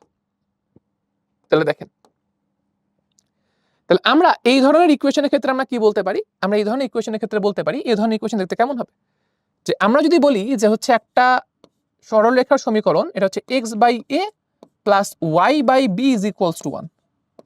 তাহলে এখানে কি বলতেছে যে x অক্ষকে যতটুকু অংশ ছেদ করতেছে, y অক্ষকে সমান অংশ ছেদ করতেছে। তাহলে তুমি এখান থেকে বলতে পারো a is equals two b, কিন্তু দেখেন a is equals two b কেন হবে না, কারণ বিপরীত চিহ্ন। তাহলে এখানে যেটা ঘটনা সেটা হলো যে a ইজ ইকুয়ালস টু আসলে -b, a is equals two আসলে কি -b, ঠিক আছে? অথবা আমরা বলতে পারি b is equals two -a, একই কথা, যেটাই বলো না কেন। তাহলে আমি বললাম a is equals two -b যে কথা, b is equals two -a একই কথা। তাহলে b ইজ ইকুয়াল টু যদি আমরা -a বসাই, তাহলে আমাদের রেখার ইকুয়েশন আসবে x/a, b এর জায়গায় বসাচ্ছে হচ্ছে -a ইকুয়ালস টু 1, পুরোটাকে হচ্ছে a দিয়ে গুণ করে দিলে আমাদের রেখার সমীকরণ আসবে x plus y, x sorry plus y না, এক্স মাইনাস ওয়াই, পুরোটাকে এ দিয়ে গুণ করতেছে, তাহলে x minus y is equals to a, এরকম থাকবে। বা আমি যদি লেফট সাইডে পুরোটাকে নিয়ে আসি, তাহলে x minus Y minus A equal to 0, এরকম থাকবে। এটা হচ্ছে আমাদের কি স্পর্শকের সমীকরণ। কিন্তু এখন কিন্তু এর মান জানি না, এখনো এর মান জানি না। এখন এর মান কেমনে বের করব? এই যে ভাই দেখো, এই বৃত্তর কেন্দ্র বের করো। এই যে আমাদের বৃত্ত, এই বৃত্তের কেন্দ্র কত? এই বৃত্তের ভাই কেন্দ্র হচ্ছে যে একদম মুখের মানে একদম কথার সাথে বের করে ফেলা যাবে, এক্স এর সহগকে -2 দিয়ে ভাগ করো, ওয়াই এর সহগকে -2 দিয়ে ভাগ করো, এই বৃত্তের কেন্দ্র হচ্ছে -2,4, কোনো ডাউট নাই। ব্যাসার্ধ কত হবে এই বৃত্তের? ভাই এই বৃত্তের ব্যাসার্ধ হবে হচ্ছে r is equals two √over of g square plus f square minus c, এটা দাঁড়াবে হচ্ছে 2 square plus 4 square minus c, এরকম। কত হচ্ছে? এটা দাঁড়াবে হচ্ছে 4 আর 16 20, 20 থেকে 2 গেলে 18, স্যার r এর মান দাঁড়াচ্ছে হচ্ছে √18, r এর মান দাঁড়াচ্ছে কত? √18, ভালো কথা। এরপরে কি? এখন আমরা কি বলতে পারি? আমরা বলতে পারি এইটা যদি এই বৃত্তের স্পর্শক হয়, এই রেখাটা যদি এই বৃত্তের স্পর্শক হয়, তাহলে কেন্দ্র থেকে এই রেখার উপর লম্ব দূরত্ব কি হবে? ব্যাসার্ধের সমান হবে। এইটা অ্যাপ্লাই করলে a এর মান চলে আসবে, দেখো এটা অ্যাপ্লাই করলে a এর মান চলে আসবে। তাহলে এই বিন্দু থেকে এই রেখার উপর লম্ব দূরত্ব দেখি কত আসে। তাহলে মডুলাস অফ x এর জায়গায় -2, y এর জায়গায় হচ্ছে 4 মাইনাস a, নিচে থাকবে হচ্ছে √ওভার অফ x এর সহগের স্কয়ার প্লাস y এর সহগের স্কয়ার। এটা কত হচ্ছে? √18। √18 কে আমরা লিখতে পারি কত? 3√2। আচ্ছা, এখন একটা কাজ করো, পুরো জিনিসটাকে এই পাশে নিয়ে গুণ করে দাও। কত হচ্ছে? এটা √2, 3√2 এর সাথে গুণ হয়ে কত হয়ে যাবে? 3 × 2 মানে 6, আর এখানে কত আসতেছে? মডুলাস অফ 6 মাইনাস a, তাহলে modulus of 6 minus a is equals two কত আসতেছে? 6 আসতেছে। আমরা কি জানি মডুলাস উঠাইতে গেলে কি করতে হবে? এখান থেকে a এর মান লাগবে, তাই না? মডুলাস উঠাইতে গেলে ভাই অলওয়েজ মনে রাখবা প্লাস মাইনাস দিতে হয়। তাহলে এখান থেকে আমরা লিখতে পারি -6 minus a is equals two plus -6। তাহলে এখান থেকে a এর দুটো ভ্যালু আসবে, একটা হচ্ছে এখানে প্লাস নিলে একটা আসবে, মাইনাস নিলে আরেকটা আসবে, ঠিক আছে? a এর ভ্যালু কয়টা আসবে? দুইটা আসবে, একটা প্লাস নিলে একটা মাইনাস নিলে। তাহলে আমরা যদি এখান থেকে প্লাস নেই, তাহলে দেখো কি দাঁড়াচ্ছে? -6 minus a is equals two +6, ঠিক আছে? তাহলে a এর ভ্যালু কত আসছে? a কে ওই পাশে নাও, 6 কে এই পাশে নাও, a এর ভ্যালু আসছে -12, a এর ভ্যালু আসছে কত? -12। আচ্ছা, আর যদি মাইনাস নেই তাহলে কি আসছে? -6 minus a is equals two -6। তাহলে দুই পাশ থেকে কি -6 কাটা, তাহলে a এর ভ্যালু কত আসছে? 0 আসছে না? তাহলে a এর ভ্যালু আসছে কত? 0। তাহলে a এর আরেকটা ভ্যালু কত? 0। তাহলে আমাকে কি বলছিল? স্পর্শকগুলোর সমীকরণ বের করো। মানে ছবিতে দেখতে পাচ্ছ কয়টা স্পর্শক পাওয়ার কথা? দুইটা, এটা একটা, এটা একটা। ছবিতে দেখা যাচ্ছে দুইটা স্পর্শক পাওয়ার কথা। তাহলে সেই a এর দুইটা ভ্যালুর জন্য আমাদের কি আসবে? a এর দুইটা ভ্যালুর জন্য আমাদের দুইটা সমীকরণ পাওয়া যাবে। একটা a এর ভ্যালু হচ্ছে 0, x মাইনাস y, a এর ভ্যালু 0 বসাইলে হবে এটা একটা অ্যান্সার। আর একটা হচ্ছে a এর ভ্যালু হচ্ছে -12, তাহলে এটা হবে x মাইনাস y, a এর value -12 বসাইলে -7 + 12 = 0। That is the answer. শেষ। ক্লিয়ার সবাই? বুঝতে পারছি? কঠিন না কিন্তু, একেবারেই কঠিন না, একেবারেই কঠিন না। আশা করি সবাই বুঝতে পেরেছি। ওকে, যদি বুঝতে পারি, জাস্ট লজিকগুলো অ্যাপ্লাই করতে হবে। আমাদের জিওমেট্রি চ্যাপ্টারগুলোর মেইন কাজই হচ্ছে এটা। তোমাকে জাস্ট লজিকগুলো ধীরে ধীরে অ্যাপ্লাই করতে হবে, ম্যাথগুলো এমনি সলভ হয়ে যাবে। মানে খুব কঠিন কোনো থিওরি, কঠিন কোনো ম্যাথ এরকম না। আবার তুমি যে খুব মুখস্থ করে খালি পার পেয়ে যাবা যে হ্যাঁ ভাই আমি কয়েকটা ফর্মুলা মুখস্থ করছি, ম্যাথ সলভ করে ফেলবো, এটা হবে না। এইখানে তোমার ওই যে তুমি জিনিসটা বুঝো কিনা এটা খুব বেশি ইম্পর্টেন্ট হয়ে দাঁড়ায়। তুমি যদি জিনিসটা বুঝো, তুমি জাস্ট ওই যে ছবি দেখে তুমি হচ্ছে জাস্ট লজিকগুলো অ্যাপ্লাই করে তুমি ধীরে ধীরে ইজিলি ম্যাথটা সলভ করতে পারবা। ওকে, বুঝতে পারছি? যেমন এই ম্যাথটাও যদি খেয়াল করো, খুবই সিম্পল, কিন্তু খুবই সিম্পল। অক্ষদ্বয়কে সমান ও বিপরীত চিহ্নে খণ্ডিত করে, তাহলে বি এর ইকুয়াল টু কত? -a, b is equals two -a বসাই দিলাম। তাহলে আমাদের সরলরেখার সমীকরণ দেখতে হবে এরকম, সরলরেখার সমীকরণ দেখতে হবে এরকম। আননোন আছে একটাই, সেটা হচ্ছে a। এর মান কেমনে বের করতে পারবো? ওই যে কেন্দ্র থেকে এই রেখার উপর লম্ব দূরত্ব ব্যাসার্ধের সমান, এই ফর্মুলা অ্যাপ্লাই করলেই আমার এখান থেকে একটা ইকুয়েশন, একটা আননোন, এর মান চলে আসবে। যেহেতু মডুলাস ছিল, তো মডুলাস উঠানোর জন্য প্লাস মাইনাস দিতে হবে, প্লাস মাইনাসের দুইটা ভ্যালুর জন্য এর দুইটা মান বসাই দিলে দুইটা অ্যান্সার চলে আসবে, শেষ। খুবই সিম্পল। ওকে, তো এই ম্যাথগুলো কিন্তু ভাই এক্সামের জন্য ইম্পর্টেন্ট, আশা করছি আমরা এগুলো খেয়াল রাখবো। ওকে, চলে যাচ্ছি পরবর্তী ইকুয়েশনে, পরবর্তী কোশ্চেনে। তো পরবর্তী প্রশ্নে কি বলছে দেখো, আমাকে বলছে একটা সার্কুলার ইকুয়েশন ডিটারমাইন করতে, একটা সার্কুলার ইকুয়েশন আমাকে ডিটারমাইন করতে বলছে। আহা, এটা নিতে চাই নাই, এটা সার্কুলার ইকুয়েশন ডিটারমাইন করতে হবে যার কেন্দ্র হচ্ছে কত, কেন্দ্র হচ্ছে 3,4, খুব ভালো কথা, এবং যেটা এই রেখা হতে √2.5 একক দৈর্ঘ্যের জ্যা খণ্ডন করে। তাহলে আমরা প্রথমে একটা হচ্ছে ফেজে অনেকগুলো সার্কুলার ইকুয়েশন ডিটারমাইন করতে হয়, এই ধরনের কোয়েশ্চেন দেখে আসছি। এরপর হচ্ছে আমরা বৃত্তের স্পর্শকের হচ্ছে আমরা অনেকগুলো ম্যাথ দেখলাম। এখন হচ্ছে আমরা কিছু হয়তো এই যে জ্যা সংক্রান্ত হচ্ছে আমরা কিছু ম্যাথ দেখবো। যেমন দেখো এখানে কি বলছে, বৃত্তের সমীকরণ নির্ণয় করো, তার কেন্দ্র বলে দিছে অমুক একটা রেখা হতে, একটা রেখার ইকুয়েশন দিয়ে দিছে, অমুক রেখা হতে এত দৈর্ঘ্যের জ্যা খণ্ডন করে, এত দৈর্ঘ্যের জ্যা খণ্ডন করে। তাহলে ছবিটা একটু পিকচারাইজ করলে এই মেথড থেকে সহজ ম্যাথ আর হয় না, বুঝছো? তুমি যদি ছবিটা একটু পিকচারাইজ করতে পারো তাহলে এই মেথড থেকে সহজ ম্যাথ হয় না। একটা বৃত্ত আছে, এই বৃত্তের একটা জ্যা আছে, জ্যার আবার সমীকরণ দিয়ে দিচ্ছে, এটা হচ্ছে বৃত্তের জ্যা, ঠিক আছে? মানে একটা সরলরেখা আর কি, এই সরলরেখা বৃত্তকে খণ্ডন করে, মানে সরলরেখা যে বৃত্তকে খণ্ডন করে সেটা কি বৃত্তের জ্যা। তাহলে ধরলাম যে এই বৃত্তের জ্যা হচ্ছে এইটুকু এ বি। আমাকে কিন্তু এ বি এর দৈর্ঘ্য বলে দিচ্ছে ওই যে 2√5, বৃত্তের কেন্দ্র বলে দিচ্ছে কত, বলছে 3,4। বৃত্তের কেন্দ্র ধরলাম হচ্ছে এটা এইখানে, এটা কত 3,4। দেখেন এই ধরনের ম্যাথ আপনি প্রশ্ন পড়লেই বোঝার কথা যে আপনার বৃত্তের সমীকরণ বের করার জন্য আপনার কি কি লাগে, বৃত্তের কেন্দ্র আর ব্যাসার্ধ এটা জানা থাকলেই খেলা শেষ। বৃত্তের কেন্দ্র আর ব্যাসার্ধ জানা থাকলে আমরা বৃত্তের সমীকরণ বের করতে পারি। তাহলে আপনাকে বৃত্তের কেন্দ্র দিয়েই দিছে, আপনি যদি সামহাও বৃত্তের ব্যাসার্ধ বের করতে পারেন তাহলে এই ম্যাথের কোনো কিছু বাকি নেই, তাই তো? তাহলে দেখি আসেন বৃত্তের ব্যাসার্ধ এখান থেকে কিভাবে বের করা যায়।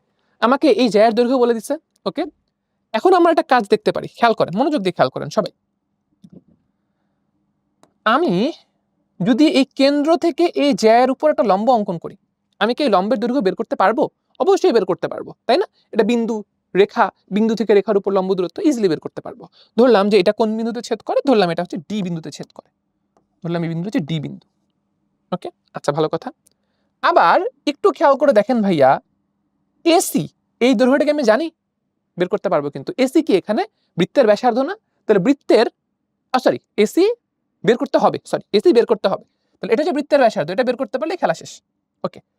এখন তাহলে আপনি এই লম্ব দূরত্বটা বের করতে পারবেন, এটা বিন্দু থেকে রেখার উপর লম্ব দূরত্ব।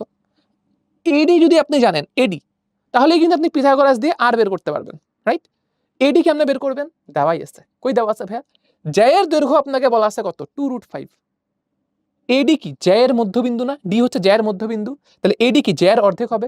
আপনারা বলতে পারেন ভাইয়া কেমনে বুঝলেন যে ডি হচ্ছে জ্যায়ের মধ্যবিন্দু? ভাইয়া ক্লাস 8-9 এর একটা উপপাদ্য পড়ছিলেন, থিওরেম পড়ছিলেন, কি ছিল সেটা? যে আমরা যদি বৃত্তের কেন্দ্র থেকে বৃত্তের জ্যায়ের উপর লম্ব অঙ্কন করি তাহলে সেটা বৃত্তের জ্যাকে মধ্যবিন্দুতে ছেদ করে। তাহলে আপনি কি করছেন, লম্বই তো অঙ্কন করছেন, রাইট? তাহলে আশা করি ঘটনা বুঝতে পারছি। তাহলে কনসেপ্টটা কি ক্লিয়ার যে আমরা কিভাবে ম্যাথটা সলভ করব? খুবই ইজি ভাইয়া।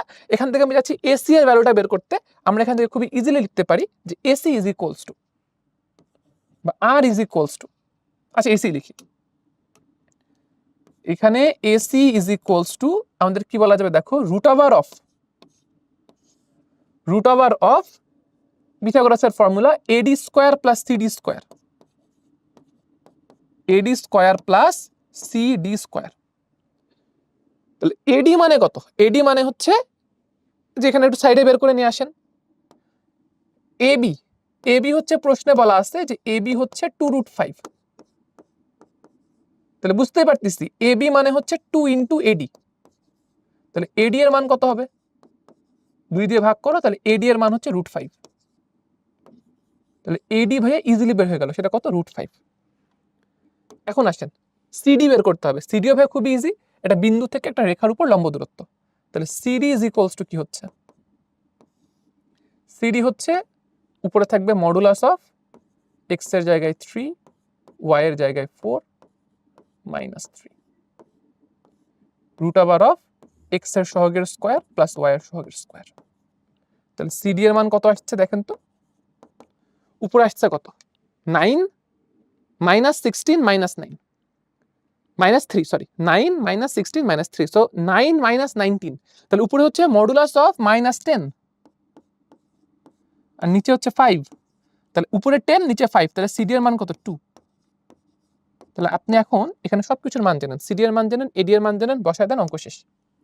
তাহলে এসি সমান কত বলতে পারি, আর। তাহলে আর ইজ ইকুয়ালস টু হচ্ছে রুট ওভার অফ এডি সমান আমরা দেখে নিচ্ছি এটা হচ্ছে √5, তাহলে √5 স্কয়ার, সিডি হচ্ছে 2, তাহলে 2 স্কয়ার, তাহলে বুঝতে পারছি 5 প্লাস 4 9, তাহলে আর এর ভ্যালু হচ্ছে √9 মানে 3, so R is equals to 3।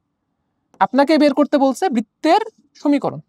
তাহলে বৃত্তের কেন্দ্র দেওয়াই ছিল, ব্যাসার্ধ বের করে ফেলছেন, তাহলে অ্যান্সারও কিন্তু হয়ে গেল। তাহলে বৃত্তের সমীকরণ অ্যান্সার কি আসবে? তাহলে বৃত্তের সমীকরণ অ্যান্সার আসবে হচ্ছে এই যে কেন্দ্র হচ্ছে 3,4, তাহলে x - 3 whole square plus y - 4 whole square equal to r square. এটা হচ্ছে অ্যান্সার। ঠিক আছে, সহজ জিনিস কিন্তু, একেবারে কঠিন কিছু না। সবাই কি ক্লিয়ার হইছি? ইজি জিনিস না? ঠান্ডা মাথায় লজিক অ্যাপ্লাই করলেই এই ম্যাথটা সলভ হয়ে যায়। আচ্ছা, নেক্সট কোশ্চেন খেয়াল করি কি বলছে। নেক্সট কোশ্চেন আমাকে বলছে -2, -3 কেন্দ্র বিশিষ্ট বৃত্তের 1, -1 বিন্দু হতে অঙ্কিত স্পর্শকের দৈর্ঘ্য 3 একক, বৃত্তটির সমীকরণ বের করো। তাহলে আমাকে একটা সার্কেলের সেন্টার দিয়ে দিছে, বলছে যে একটা পয়েন্ট আছে, এই পয়েন্ট থেকে আমার হচ্ছে এই সার্কেলে যদি একটা ট্যানজেন্ট বা স্পর্শক ড্র করা হয়, তার দৈর্ঘ্য হবে 3 একক।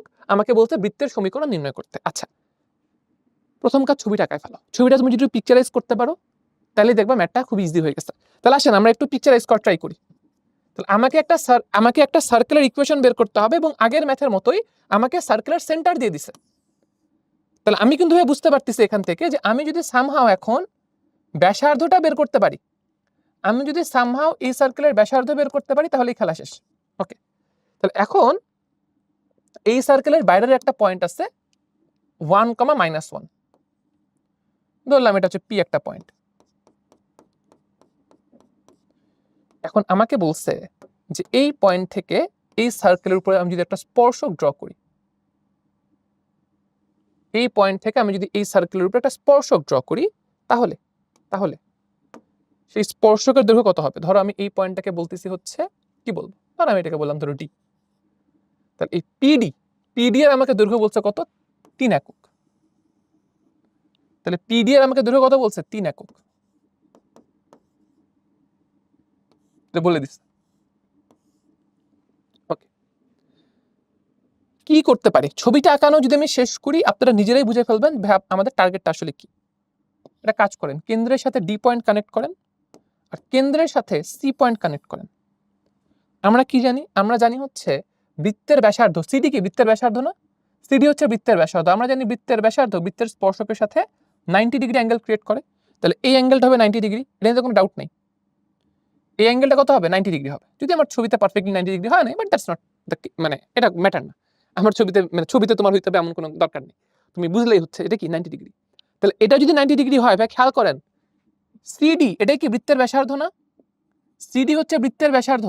তাহলে আপনি যদি এখন সামহাও এখান থেকে পিথাগোরাস অ্যাপ্লাই করতে পারেন, তাহলেই কিন্তু আপনি এখান থেকে আর এর ভ্যালু বা বৃত্তের ব্যাসার্ধ বের করতে পারবেন, আর বৃত্তের ব্যাসার্ধ বের করতে পারলেই এই অঙ্কটা শেষ আসলে। তাহলে পিথাগোরাস অ্যাপ্লাই করার জন্য আমার কি লাগবে? পিডি লাগবে আর সিপি লাগবে। পিডি তো প্রশ্নেই বলা আছে, সিপি কেমনে বের করবো? ভাই এটা তো আরো সহজ। সিপি কি? দুটো বিন্দু বলা আছে, দুটো বিন্দুর স্থানাঙ্ক দেওয়া আছে, তাহলে আপনি কি সিপি বের করতে পারবেন না? অবশ্যই বের করতে পারবেন। তাহলে এখানে আপনার আসলে যেটা করতে হবে, এই যে আপনার লাগবে হচ্ছে সিডি এর মান, তাই না?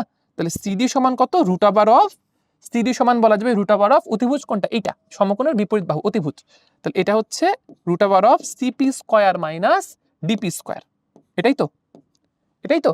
তাহলে এখন দেখেন ডিপি বা পিডি যাই বলেন না কেন, একই তো কথা। তাহলে এখান থেকে আমি ডিপি স্কয়ার কত বলতে পারি? আমি এখান থেকে বলতে পারি ডিপি স্কয়ার ইকুয়াল টু 9, এই যেটাকে স্কয়ার করলে যা হয়। আর সিপি স্কয়ার কত বলতে পারি? সিপি স্কয়ার হচ্ছে এই দুইটা বিন্দুর দূরত্বের বর্গ।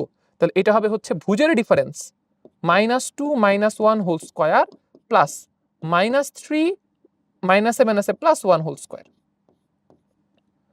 একবারও যদি চিন্তা করি ভুজের ডিফারেন্স কত? 3, তাহলে এটা হচ্ছে 3 স্কয়ার, আর কোটির ডিফারেন্স কত? 2, তাহলে এটা হচ্ছে 2 স্কয়ার, which is 13।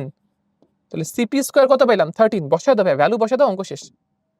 ভ্যালু বসিয়ে দাও, অঙ্ক কিন্তু শেষ। এটা খুব ইজি একটা ম্যাথ, জাস্ট তোমাকে পিকচারাইজ করতে পারতে হবে। তাহলে সিডি মানে কত? আর। তাহলে একবারে লিখি, সিডি মানে হচ্ছে আর। তাহলে r is equals to root over of CP square হচ্ছে 13, ডিপি স্কয়ার হচ্ছে 9। স্কয়ার দিলাম কেন আবার? CP square 13, DP square 9, root over of 13 - 9 মানে রুট ওভার অফ 4। তাহলে আর এর ভ্যালু কত? 2। আর ইজ ইকুয়ালস টু 2। তাহলে ভাইয়া আপনি এখন একটা বৃত্তের ব্যাসার্ধ জানেন, কেন্দ্র আগে থেকেই বলা ছিল, তাহলে সেই বৃত্তের সমীকরণ বের করা একদম পান্তা ভাত ব্যাপার, তাই না? আমরা একদম ডাল ভাত করে বৃত্তের সমীকরণ বের করতে পারি। That should be x + 2 whole square plus y plus 3 whole square equal to 2 square. এটাই হচ্ছে আমাদের বৃত্তের সমীকরণ। অনেকের মনে প্রশ্ন জাগে, ভাইয়া আমরা তো হচ্ছে যখন এইচএসসিতে আমরা যখন ম্যাথ করছি তখন তো ভাই আমাদের এইভাবে আমরা রাখতে পারতাম না বৃত্তের সমীকরণ, আমাদের কি করতে হইতো, এটাকে ভেঙে সুন্দর করে লিখতে হইতো। আমরা সেটা অ্যাডমিশনে করতে পারবো কিনা কোনো সমস্যা নেই, অ্যাডমিশনে কিন্তু আপনি চাইলে আপনি যদি এভাবেও প্রশ্ন রাখেন তাতেও আপনি মার্কস পাবেন ইনশাল্লাহ। সো আপনি এভাবেও রাখতে পারবেন। চলো আমরা চলে যাচ্ছি এখন আমাদের পরবর্তী প্রশ্নে। এখন আমরা যে টাইপের ম্যাথ দেখবো এই ম্যাথগুলোও কিন্তু খুবই গুরুত্বপূর্ণ। এখন আমরা যে সংক্রান্ত ম্যাথগুলো কয়েকটা টানা দেখবো সেটা হচ্ছে যে দুটো বৃত্ত পরস্পরকে অন্তঃস্পর্শ করছে, বহিঃস্পর্শ করছে, এই সংক্রান্ত।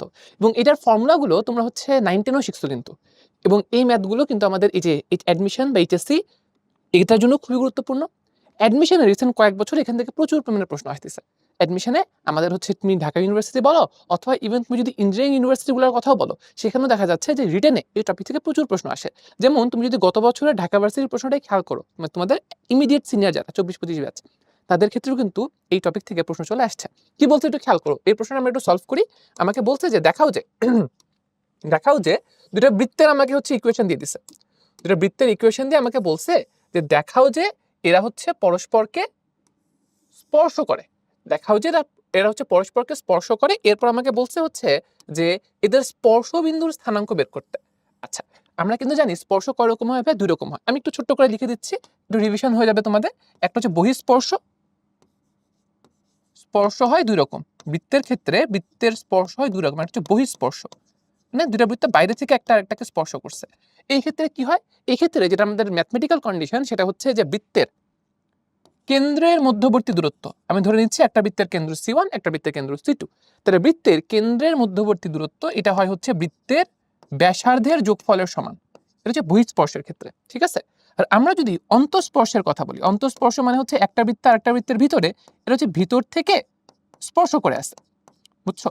তাহলে এই ক্ষেত্রে যেটা হয় সেটা হলো যে কেন্দ্রের মধ্যবর্তী দূরত্ব এটা হয় হচ্ছে বৃত্ত দুইটার ব্যাসার্ধের পার্থক্যের সমান।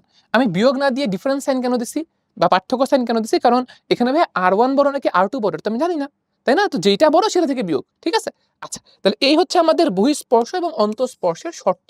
তাহলে শর্ত আমরা বুঝলাম, খুব ভালো কথা। তাহলে আসেন প্রথমে আমাদেরকে যেটা করতে হবে, আমরা বুঝতে পারতেছি এই যে ফর্মুলাগুলোর দিকে তাকায়, সেটা হচ্ছে যে আমাদের এই বৃত্তগুলোর কেন্দ্র এবং ব্যাসার্ধ লাগবে। তাহলে এটা যদি আমাদের প্রথম বৃত্ত হয়, তাহলে প্রথম বৃত্তের ক্ষেত্রে খেয়াল করো আমাদের কেন্দ্র কত। প্রথম বৃত্তের ক্ষেত্রে আমাদের ভাই কেন্দ্র হচ্ছে 2, -3। ওকে, প্রথম বৃত্তের ক্ষেত্রে আমাদের ব্যাসার্ধ কত, প্রথম বৃত্তের ক্ষেত্রে আমাদের ব্যাসার্ধ হচ্ছে ভাই √2 স্কয়ার প্লাস 3 স্কয়ার, তারপর হচ্ছে -8। তাহলে সেটা কত হচ্ছে 2 স্কয়ার প্লাস 3 স্কয়ার -8। তাহলে এটা হচ্ছে আমাদের 4 + 1 মানে হচ্ছে 5। তাহলে আমাদের এটা দাঁড়াচ্ছে হচ্ছে √5। খুব ভালো কথা ভাই। এবার আসো দ্বিতীয় বৃত্তের ক্ষেত্রে। দ্বিতীয় বৃত্তের ক্ষেত্রে আমরা যদি একটু কেন্দ্র আর ব্যাসার্ধ বের করি, তাহলে দ্বিতীয় বৃত্তের ক্ষেত্রে কেন্দ্র হচ্ছে 5,3। দ্বিতীয় বৃত্তের ক্ষেত্রে কেন্দ্র হচ্ছে কত 5,3। আর দ্বিতীয় বৃত্তের ক্ষেত্রে ব্যাসার্ধ কত হবে, দ্বিতীয় বৃত্তের ক্ষেত্রে ব্যাসার্ধ হচ্ছে √, আমরা লিখতে পারি কত 5 স্কয়ার প্লাস 3 স্কয়ার -14। তাহলে এটা কত দাঁড়াচ্ছে, এটা 25 আর 9 34, 34 থেকে হচ্ছে 14 গেলে কত, এটা হচ্ছে আমাদের 34 থেকে 14 গেলে দ্যাট ইজ 20 না, ভুল তো করছি না, দেখি আরেকবার। এটা হচ্ছে আমাদের কত 11 না, হ্যাঁ ঠিক আছে, √20। তাহলে R2 এর মান দাঁড়াচ্ছে কত √20। √20 কে আমি লিখতে পারি কত 2√5। একবারে লিখলাম এটা কত 2√5। তাহলে C1 C2 R1 R2 সব বের হয়ে গেছে। তাহলে এখন দেখেন আমরা যদি একটু কষ্ট করে C1 C2 বের করি, যে C1 C2 এর মানটা কত, আমরা দেখতে পাচ্ছি C1 C2 এই মানটা কত, এই মানটা হচ্ছে মানে দূরত্ব, কেন্দ্রের মধ্যবর্তী দূরত্ব, এটা দাঁড়াচ্ছে √, ভুজের ডিফারেন্স হচ্ছে 3। তাহলে 3 স্কয়ার প্লাস কোটির ডিফারেন্স -3 থেকে 3, এটা ডিফারেন্স কত, এটা ডিফারেন্স হচ্ছে 6 এর স্কয়ার কত দাঁড়াচ্ছে তাইলে 36 plus 9 that is 45। So that is √45, that is √45। ওকে, এটাই তো। তাহলে কেন্দ্রের মধ্যবর্তী দূরত্ব আমরা বের করে ফেললাম, আমরা হচ্ছে আপনার ব্যাসার্ধ গুলো বের করে ফেললাম। এখন আমরা যদি একটু খেয়াল করে দেখি যে এইটা কেমন দাঁড়াচ্ছে √45, এটাকে আমরা কি লিখতে পারি, এটাকে আমরা হচ্ছে 9 × 5 লিখতে পারি। 9 × 5 মানে কত, 9 × 5 মানে হচ্ছে এটাকে লেখা যাবে রুটের ভিতরে 9 × 5, তাহলে হচ্ছে 3√5। তাহলে আপনি একটু খেয়াল করে দেখেন তো ভাইয়া, R1 আর R2 এটা যদি আপনি যোগ করেন তাহলে কি হয়, একটা √5 একটা 2√5 যোগ করলে কি হবে 3√5 হবে। আবার কেন্দ্রের মধ্যবর্তী দূরত্ব কত সেটা হচ্ছে 3√5। তাহলে এই যে এখানে আমি যোগ করে দেখা দিচ্ছি যে r1 প্লাস r2 এটাও কত হচ্ছে √5 প্লাস 2√5 এটা হচ্ছে 3√5। তাহলে দেখতে পাচ্ছি c1 c2 is equals two হচ্ছে r1 প্লাস r2। তাহলে আমরা কি বলতে পারি? আমরা বলতে পারি ঘটনা কি হয়েছে ভাইয়া? ঘটনা হয়েছে হচ্ছে বহিঃস্পর্শ। এখানে বহিঃস্পর্শ হয়েছে। খুবই চমৎকার, খুবই চমৎকার। তাহলে আমাদের একটা পার্ট কিন্তু শেষ। এই যে দেখাও যে এরা পরস্পরকে স্পর্শ করে। এরপর আরেকটা পার্ট আছে প্রশ্ন, সেটা কি বলছে? স্পর্শবিন্দুর স্থানাঙ্ক বের করতে বলছে। স্পর্শবিন্দুর স্থানাঙ্ক বের করতে বলছে। এটা আমরা কিভাবে করতে পারি? এটার জন্য আমাদের একটু ছবিটা বুঝতে পারলে ভালো। ছবিটা যদি আমরা একটু খেয়াল করি যে আমাদের দুইটা বৃত্ত যদি পরস্পরকে বহিঃস্পর্শ করে তখন ঘটনা কি ঘটে আসলে? ধরেন এটা হচ্ছে আমাদের একটা বৃত্ত আর এইটা হচ্ছে ধরেন আরেকটা বৃত্ত, ঠিক আছে? কারণ এই হচ্ছে আমাদের দুইটা বৃত্ত, এটা কি করছে? পরস্পরকে বহিঃস্পর্শ করছে। আচ্ছা ভালো কথা। এখন এই ধরেন তাদের দুইটা কেন্দ্রকে আমরা দুটো কানেক্ট করলাম। তাহলে ধরেন এটাকে আমরা বলতেছি হচ্ছে আমাদের C1 কথার কথা, আর এটাকে ধরেন আমরা বলতেছি হচ্ছে আমাদের C2। ওকে, তাহলে একটু ভাবে খেয়াল করো তো, এইটুকু কি? এইটুকু হচ্ছে R1 আর এইটুকু কি R2। তাহলে আমরা কি বলতে পারি না এই কথাটা, যেটা আমাদের স্পর্শবিন্দু সেটা হচ্ছে C1 C2, এই দুটো বিন্দুকে R1:R2 এই অনুপাতে অন্তর্বিভক্ত করে? অবশ্যই কথা আমরা বলতে পারি। তাহলে সুন্দর করে ভাই আমরা একটু দরকার নোট করে রাখি যে আমাদের যদি দুটো বৃত্ত পরস্পরকে বহিঃস্পর্শ করছে এই ক্ষেত্রে স্পর্শবিন্দু বের করতে বলে, তাহলে ঘটনা কি হবে? তাহলে স্পর্শবিন্দুটা হবে এমন একটা বিন্দু যেটা হচ্ছে C1 C2 অর্থাৎ কেন্দ্র দুইটাকে R1:R2 এই অনুপাতে অন্তর্বিভক্ত করে। ঠিক আছে? তাহলে কিন্তু আমাদের স্পর্শবিন্দুর স্থানাঙ্ক বের হয়ে চলে আসবে। তাহলে ধরেন আমরা যদি স্পর্শবিন্দুটাকে ধরি হচ্ছে কি ধরবা? ধরো এটাকে ধরলাম A, ধরলাম এটাকে হচ্ছে কি A। তাহলে আমরা কিন্তু এখন সবকিছু জানি, R1 এর মান জানি, R2 এর মান জানি, সবকিছু জানি এখান থেকে। তাহলে R1:R2 এটা কি হবে? এদের অনুপাত কত? √5 আর 2√5, বুঝতেই পারছো অনুপাত কত? এই দুটোর অনুপাত হচ্ছে 1:2। দুটোর অনুপাত নাও, R1:R2 কত হয়? বুঝতেই পারতেছো, দুটোকে ভাগ করলে কি আসবে? 1:2 আসবে। তার মানে বেসিক্যালি ভাইয়া এই অনুপাতটা হচ্ছে 1 আর এই অনুপাতটা কি 2। তাহলে A হচ্ছে এমন একটা বিন্দু, এই স্পর্শ বিন্দুটা যেটা হচ্ছে এই দুটা বিন্দুকে 1:2 অনুপাতে অন্তর্বিভক্ত করে। এবং অন্তর্বিভক্তি বা যে কোনো বহির্বিভক্তি এটা কিন্তু আমরা শর্টকাট দেখছি না। এই ক্ষেত্রে আপনাদের যে ফর্মুলা অ্যাপ্লাই করেই হচ্ছে বিভক্তি বের করতে হবে এমন না, আপনি এটা মুখে মুখে ক্যালকুলেট করে দেখতে পারেন। আমি কি দেখতে পাচ্ছি এখান থেকে ভাইয়া? আমাদের C1 কত? 2, -3। আমি কি এখানে আরেকটা, এই যে আমি একটু C1 C2 মানে এই পার্টটুকু, এই লাইনটুকুকে আমি একটু এখানে নিয়ে আসতেছি, একটু জুম করে নিয়ে আসছি। হ্যাঁ, তাহলে দেখেন ঘটনা দেখতে হবে এরকম, ঘটনা দেখতে হবে এরকম। ধরেন এইটা হচ্ছে আমাদের C1 C2, ধরেন এটাকে বলতেছে আমাদের C1। তাহলে C1 কত? 2, -3। আর এটাকে ধরেন বলতেছি C2, এটা কত? 5, 3। তাহলে আমি চাচ্ছি এমন একটা বিন্দু যেটা হচ্ছে এটাকে 1:2 অনুপাতে ভাগ করে। ঠিক আছে? তাহলে এখানে থাকবে, এটা ধরেন এইখানে আছে, এই পয়েন্টটাকে কি বলতেছি? পয়েন্ট টান দিয়েছিলাম A। তাহলে A পয়েন্ট বের করতে চাই, তাই না? আচ্ছা, কত অনুপাতে ভাগ করে? 1:2 অনুপাতে ভাগ করে। ওকে, তাহলে এইটুকু হচ্ছে 1 আর এইটুকু হচ্ছে কত? 2। তাহলে ঠান্ডা মাথায় খেয়াল করেন টোটাল অংশ কত? এখানে এখানে আছে 1, এখানে আছে 2, টোটাল অংশ 3। আচ্ছা, 2 আর 5 ডিফারেন্স কত? 3। তাহলে 3 এর জন্য ভুজ কত চেঞ্জ হয়? 3 চেঞ্জ হয়, মানে 3 বারে। টোটাল 3 অংশের জন্য ভুজ কতবারে? 3 বারে। তাহলে C1 থেকে A কত অংশ? 1 অংশ। তাহলে 3 এর জন্য যদি 3 বারে, 1 এর জন্য কত বাড়বে? ছোটবেলার ঐকিক নিয়ম 1 বাড়বে। তাহলে 2 থেকে 1 বেড়ে এটা কত হবে? 3 হবে। তাহলে এই পয়েন্টের ভুজ হবে কত? 3। আর কোটি কি হবে খেয়াল করো, কোটি -3 থেকে 3 মানে 6 বাড়ছে। তাহলে 3 এর জন্য 6 বাড়ছে, তাহলে 1 এর জন্য কত বাড়বে? ছোটবেলার ঐকিক নিয়ম 3 এর জন্য যদি 6 বাড়ে, 1 এর জন্য 2 বাড়বে, তাহলে -3 থেকে 2 বাড়লে কত হবে? -3 থেকে 2 বাড়লে হবে -1। তাহলে এই যে দেখেন আমরা আমাদের শর্টকাট ফর্মুলা বা শর্টকাট টেকনিক দিয়ে আমরা কিন্তু খুব ইজিলি এই স্পর্শবিন্দুর স্থানাঙ্ক বের করে ফেলতে পারছি, আমাদের ফর্মুলা অ্যাপ্লাই করতে হয় নাই। কারো যদি এই টেকনিক বুঝতে অসুবিধা হয়ে থাকে, মানে টেকনিক যদি আগে থেকে না জানা থাকে, তাহলে কিন্তু অবশ্যই ম্যারাথন ক্লাসটা একটু দেখে নিতে হবে। ঠিক আছে? ম্যারাথন ক্লাসে কিন্তু এগুলা নিয়ে কথাবার্তা বলা হয়েছে, দেখানো হইছে। সো এটা আমরা কিন্তু ওখান থেকে দেখে নিব। ওকে? আর যারা দেখছো, যারা অলরেডি জানো তাদের তো সমস্যা হওয়ার এখানে কোনো কথা না। আমরা কিন্তু এভাবে খুব ইজিলি এই ম্যাথটা সমাধান করতে পারি। সো খুবই ইম্পর্টেন্ট একটা প্রশ্ন। এই ধরনের প্রশ্ন রিসেন্ট সময়ে বেশ আসতেছে। যেটা বললাম ঢাকা ইউনিভার্সিটি বলো, ইভেন ইঞ্জিনিয়ারিং ইউনিভার্সিটি, এই টাইপের প্রশ্নগুলো এখানে আসার চান্স খুবই বেশি, বর্তমান সময়ে অনেক বেশি ট্রেন্ডি এই প্রশ্নগুলো। Okay, moving to the next question, এবং এই প্রশ্নটা একই রকম। খেয়াল করে দেখো, আগেরটাতে কি হয়েছিল, আগেরটাতে আমাকে স্পর্শবিন্দুর স্থানাঙ্ক বের করতে বলছিল এবং আগেরটাতে বহিঃস্পর্শ ঘটছিল। এখানে আমাকে কি বলছে দেখো, আমাকে বলছে যে এই দুটা বৃত্ত পরস্পরকে অন্তঃস্পর্শ করে, বলেই দিছে যে এই দুটা বৃত্ত কি করে, পরস্পরকে অন্তঃস্পর্শ করে। আমাকে বলছে স্পর্শবিন্দুর স্থানাঙ্ক বের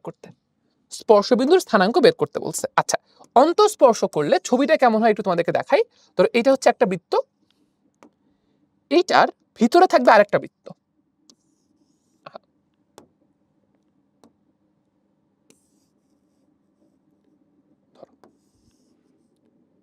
ভিতরে আরেকটা বৃত্ত থাকবে এবং টাচ করে থাকবে। এটা হচ্ছে আমাদের অন্তঃস্পর্শের সিনারিও। আচ্ছা, তাহলে প্রথমে একটা কাজ করবো, আমরা দুইটা বৃত্তের আমরা হচ্ছে কেন্দ্র ব্যাসার্ধ বের করে ফেলবো। তাহলে প্রথম বৃত্তের কেন্দ্র কত একটু দেখি তো। প্রথম বৃত্তের কেন্দ্র হচ্ছে 0,1, ঠিক আছে। এবং প্রথম বৃত্তের ব্যাসার্ধ কত, প্রথম বৃত্তের ব্যাসার্ধ হবে হচ্ছে √0² + 1² - 0, মানে এটা হচ্ছে বেসিক্যালি 1। দ্বিতীয় বৃত্তের ক্ষেত্রে আছো, দ্বিতীয় বৃত্তের ক্ষেত্রে কেন্দ্র কত, ব্যাসার্ধ কত। দ্বিতীয় বৃত্তের ক্ষেত্রে কেন্দ্র হচ্ছে 3, এবং দ্বিতীয় বৃত্তের ক্ষেত্রে ব্যাসার্ধ হচ্ছে কত, দ্বিতীয় বৃত্তের ক্ষেত্রে ব্যাসার্ধ হচ্ছে √3² + 3² -18। তাহলে এটা থাকতেছে √36 মানে 6। একবারে লিখলাম। তাহলে বুঝতেই পারছি এটা বড়টা সেটা কি, এই যে এই বৃত্তটা, এই বৃত্তের ব্যাসার্ধ কত 6, আর এই বৃত্তের ব্যাসার্ধ কত 1। তাহলে বড় বৃত্ত কোনটা, সেকেন্ড বৃত্তটা। বড় বৃত্ত হচ্ছে সেকেন্ড বৃত্তটা, ঠিক আছে। তাহলে এই যে দেখেন, তাহলে এটা হচ্ছে আমাদের বড় বৃত্ত। ধরেন এটার কেন্দ্রকে বলছি C2, সেটা কত 3, ঠিক আছে। ছোট বৃত্ত, একটা লাইন, জয়েনিং লাইন দিয়ে এদের, ছোট বৃত্ত। তাহলে ছোট বৃত্তের কেন্দ্র এটা হচ্ছে C1, এটা কত 0,1, ঠিক আছে। এখন ঠান্ডা মাথায় খেয়াল করো তো ভাইয়া, আমি কি দেখতে পাচ্ছি, আমি দেখতে পাচ্ছি এই বৃত্তের ব্যাসার্ধ কত, দ্বিতীয় বৃত্তের ব্যাসার্ধ 6। তার মানে কি, এই যে এইখান থেকে এই পুরাটা যে দূরত্ব, অন্য কালার দিদি, এইখান থেকে এই পুরাটা যে দূরত্ব স্পর্শবিন্দু পর্যন্ত, এই দূরত্বটা কত, C2 থেকে স্পর্শবিন্দুর যে দূরত্ব এটা হচ্ছে 6। তাহলে এটাকে ধরো নাম দিলাম A। তাহলে A থেকে C2 এর দূরত্ব কত 6, কিন্তু A থেকে C1 এর দূরত্ব কত, প্রথম বৃত্তের ব্যাসার্ধের সমান, সেটা কত 1। তাহলে আমরা কি এই কথাটা বলতে পারি যে A বিন্দু C1 C2 কে বিভক্ত করছে কত অনুপাতে, A বিন্দু C1 C2 কে বিভক্ত করছে হচ্ছে বহির্বিভক্ত করছে। প্রথম কথা, A কিন্তু C1 C2 এর ভিতরে না, বাইরে। তাহলে A হচ্ছে কি করছে, C1 C2 কে বহির্বিভক্ত করছে। কত অনুপাতে বহির্বিভক্ত করছে, 1:6 অনুপাতে বহির্বিভক্ত করছে।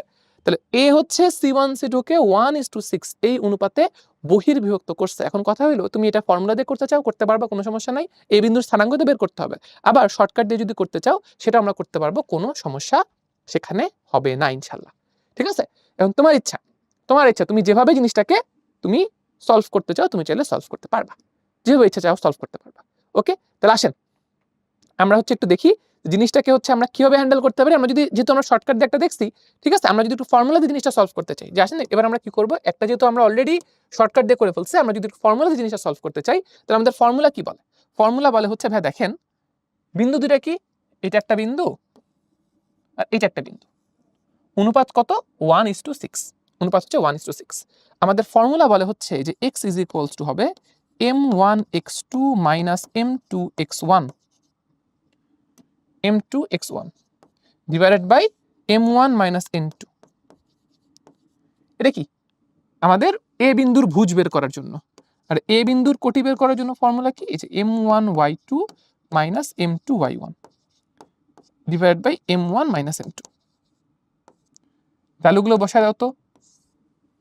তাইলে m1 কত 1, m1 হচ্ছে 1, x2 কত, x2 হচ্ছে 3, x2 হচ্ছে কত 3। আচ্ছা, মাইনাস m2 কত, m2 হচ্ছে 6, x1 কত, x1 হচ্ছে 0।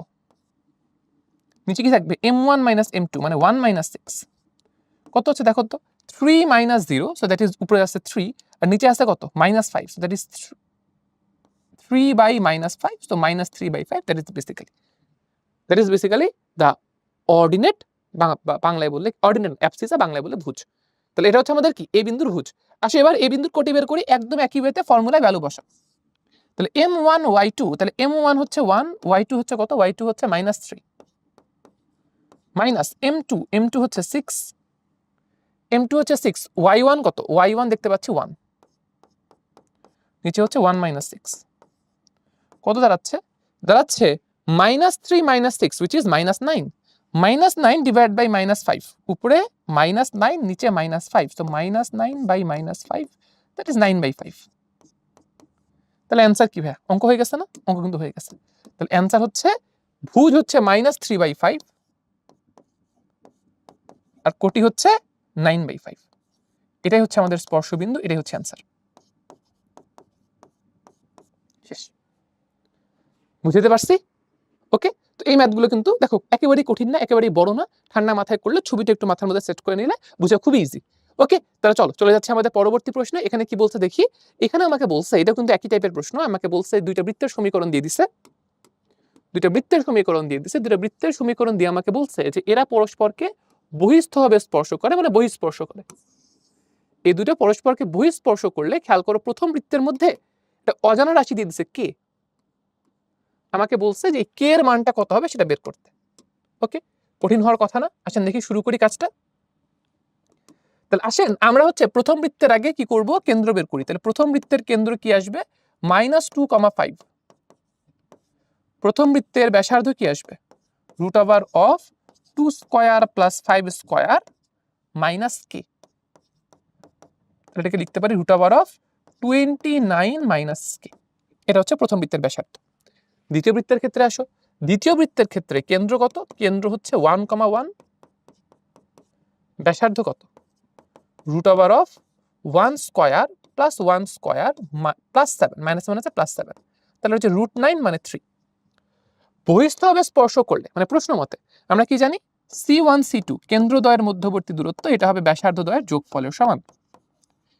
এরকম কেন্দ্রদ্বয়ের মধ্যবর্তী দূরত্ব কত, কেন্দ্রদ্বয়ের মধ্যবর্তী দূরত্ব আসেন একটু সাইডে বের করে ফেলি।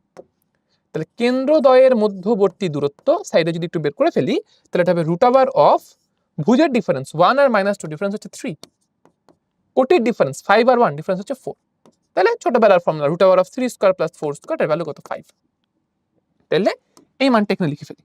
তাহলে 5 = R1 কত, R1 হচ্ছে ভাইয়া এই যে √29 - k, R2 কত 3। তাহলে সুন্দর করে রুটটাকে এক পাশে রাখো, বাকি সবকিছুকে অন্য পাশে নিয়ে যাও। তাহলে এখান থেকে আমরা লিখতে পারি যে দেখো এক পাশে আসছে হচ্ছে √29 - k, আর এক পাশে আছে 5 - 3 মানে 2, বোথ সাইডে স্কয়ার করে দাও এখন, তাহলে রুটটা চলে যাবে। তাহলে কি লেখা যাবে দেখো, এই পাশে থাকবে হচ্ছে 29 - k আর এই পাশে আসছে হচ্ছে 4, তাহলে k এর ভ্যালু কত হচ্ছে দেখেন 4 চলে আসবে এই পাশে, তাহলে k এর ভ্যালু আসবে হচ্ছে 25, এটা হচ্ছে आंसर। ইজি ম্যাথ না, ইজি ম্যাথ। তো আমার কাছে মনে হয় যে সবার এটা পারা উচিত, তো সবারই পারা উচিত, এখানে না পারার মতো আসলে এই প্রশ্নের মধ্যে কিছুই নেই। আমরা যদি জাস্ট খালি শর্তটা অ্যাপ্লাই করি, হ্যাঁ কি বলছে বহিঃস্পর্শ, বহিঃস্পর্শ বলে কি আমরা কি জানি, বহিঃস্পর্শ বলে আমরা এই লাইনটা জানি। তাহলে আমরা কেন্দ্রগুলো বের করে নিব, ব্যাসার্ধগুলো বের করে নিব, তারপর মেইন ফর্মুলা অ্যাপ্লাই করব, দেখবো যে একটু পারে এমনি ম্যাথটা মিলে গেছে, কঠিন কোনো কিছু নাই এর মধ্যে আসলে। ওকে, তাহলে চলো চলে যাচ্ছে আমাদের পরবর্তী প্রশ্নে। পরবর্তী প্রশ্নটা বুয়েটে আসছে গত বছরে, দেখি অনেক কঠিন কি নাকি আমাদের করতে পারার মতো, দেখি কি বলছে। 3,1 কেন্দ্র বিশিষ্ট একটি বৃত্ত, তোমাদের কিন্তু আমি আগেই বলছি যখনই কোনো প্রশ্ন তুমি দেখবা যে হচ্ছে ইঞ্জিনিয়ারিং এর রেফারেন্স আছে, বুয়েটে আসছে বা চুয়েটে আসছে বা এনিওয়ে, আগেই ভয় পাবা না, আল্লাহ এটা তো আমাদের মনে হয় পারার কথা না, না, ওরা ওদের রিটেনে যা আসবে, ইঞ্জিনিয়ারিং এর যেটা রিটেনে আসবে সেটা কিন্তু ভার্সিটিতে রিটেনে আসার মতোই প্রশ্ন, বুঝছো, ভার্সিটিতে রিটেনে আসার মতোই প্রশ্ন।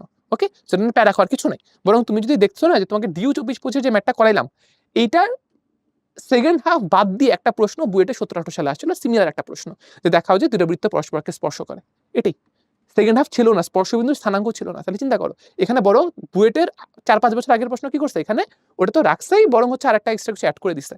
সো যেগুলো ইঞ্জিনিয়ারিং এর প্রশ্ন, রিটেনে আসার মতো প্রশ্ন, সেটা যে আমাদের ভার্সিটিতে রিটেনে আসবে না এটা কিন্তু না, একই ধরনের প্রশ্ন কিন্তু আসে। সো আমাদের কিন্তু এটা মাথায় রাখতে হবে। ওকে, খেয়াল করি প্রশ্নে কি বলছে, বৃত্তের কেন্দ্র বলে দিছে, ভালো কথা, অমুক কেন্দ্র বিশিষ্ট একটি বৃত্ত এই বৃত্তকে বহিঃস্পর্শ অথবা অন্তঃস্পর্শ করে, দুটো অপশনই বলছে। কি করতে পারে? বহিঃস্পর্শ করতে পারে, অন্তঃস্পর্শ করতে পারে। আচ্ছা, এরপরে কি বলছে? এরপরে বলছে যে বহিঃস্পর্শ বা অন্তঃস্পর্শ করলে উক্ত স্পর্শ বিন্দুগামী সাধারণ স্পর্শকের সমীকরণ লিখো। আচ্ছা, পরে আসবো এই পার্টটুতে, এই পার্টটুকুতে, লাস্টের পার্টটুকুতে পরে আসবো। আগে দেখি যে তোমার হচ্ছে বহিঃস্পর্শ বা অন্তঃস্পর্শ করলে আমাদের 3,1 কেন্দ্র বিশিষ্ট বৃত্তের সমীকরণটা কি দাঁড়ায়। এটা হইলেই আমাদের মোটামুটি বাকি কাজটা কঠিন কিছু হবে না। আসেন তাহলে শুরু করি। তাহলে প্রথম কথা, প্রথম যে বৃত্তটা, এই বৃত্তের কেন্দ্র বলে দিছে, তাহলে C1 কত? 3,1। এটা ব্যাসার্ধ তো জানি না, তাই না? তাহলে R1 জানি না। দ্বিতীয় বৃত্ত, দ্বিতীয় বৃত্তের কেন্দ্র বের করতে পারি কত? -1, -3। দ্বিতীয় বৃত্তের ব্যাসার্ধ কত?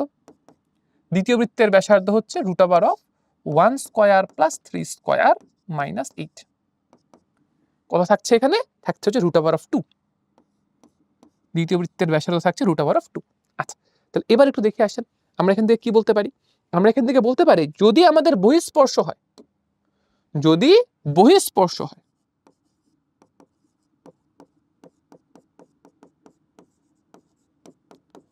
তাহলে কেন্দ্রের মধ্যবর্তী দূরত্ব এটা কি হবে? কেন্দ্রের মধ্যবর্তী দূরত্ব হবে হচ্ছে R1 + R2। আসলে একটু সাইডে কেন্দ্রের মধ্যবর্তী দূরত্ব এটা একটু বের করে রাখি। কেন্দ্রের মধ্যবর্তী দূরত্ব C1 C2 এটা একটু সাইডে বের করে রাখি। √, ভুজের ডিফারেন্স 3 আর -1, ডিফারেন্স কত? 4। তাহলে 4² প্লাস কোটির ডিফারেন্স 1 আর -3, এটা ডিফারেন্স কত? 4। এটা ডিফারেন্স হচ্ছে 4, সো এটা হচ্ছে কত? 4²। ওকে, ঠিকঠাক আছে তো? সব ঠিকঠাক আছে। 3 আর -1 4, 1 আর -3 4, ঠিক আছে। তাহলে √32, √32 কে লেখা যায় 4√2। এটা কত হয়? এটা হয় হচ্ছে 4√। এইগুলো যদি কারো বুঝতে অসুবিধা থাকে ভাই, এই যে একটু ছোট্ট করে দেখা দিচ্ছে, খেয়াল করো। √32, হ্যাঁ, এটা কিভাবে আমি এক লাইনে 4√2 লিখি? ঠান্ডা মাথায় চিন্তা করো। তোমাকে এই 32 কে কোনো একটা বর্গের সাথে গুণ করে লিখতে হবে। এটা কোনো একটা বর্গ সংখ্যার সাথে। দেখো 32 কে কিভাবে লেখা যায়? 16 × 2 লেখা যায় না? 16 কি একটা বর্গ সংখ্যা? তাহলে দেখো এখন এটাকে পরের লাইনে কি লেখা যাবে? √16 × √2। √16 মানে কত? 4। তাহলে এটা হচ্ছে 4√2। বুঝে গেছে? সিম্পল জিনিস।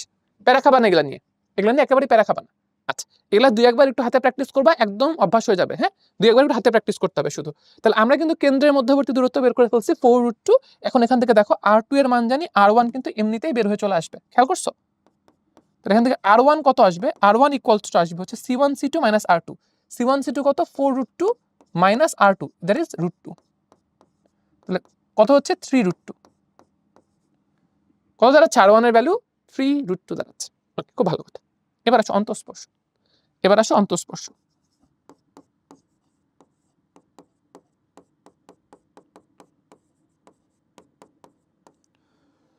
অন্তঃস্পর্শ করলে কি হবে?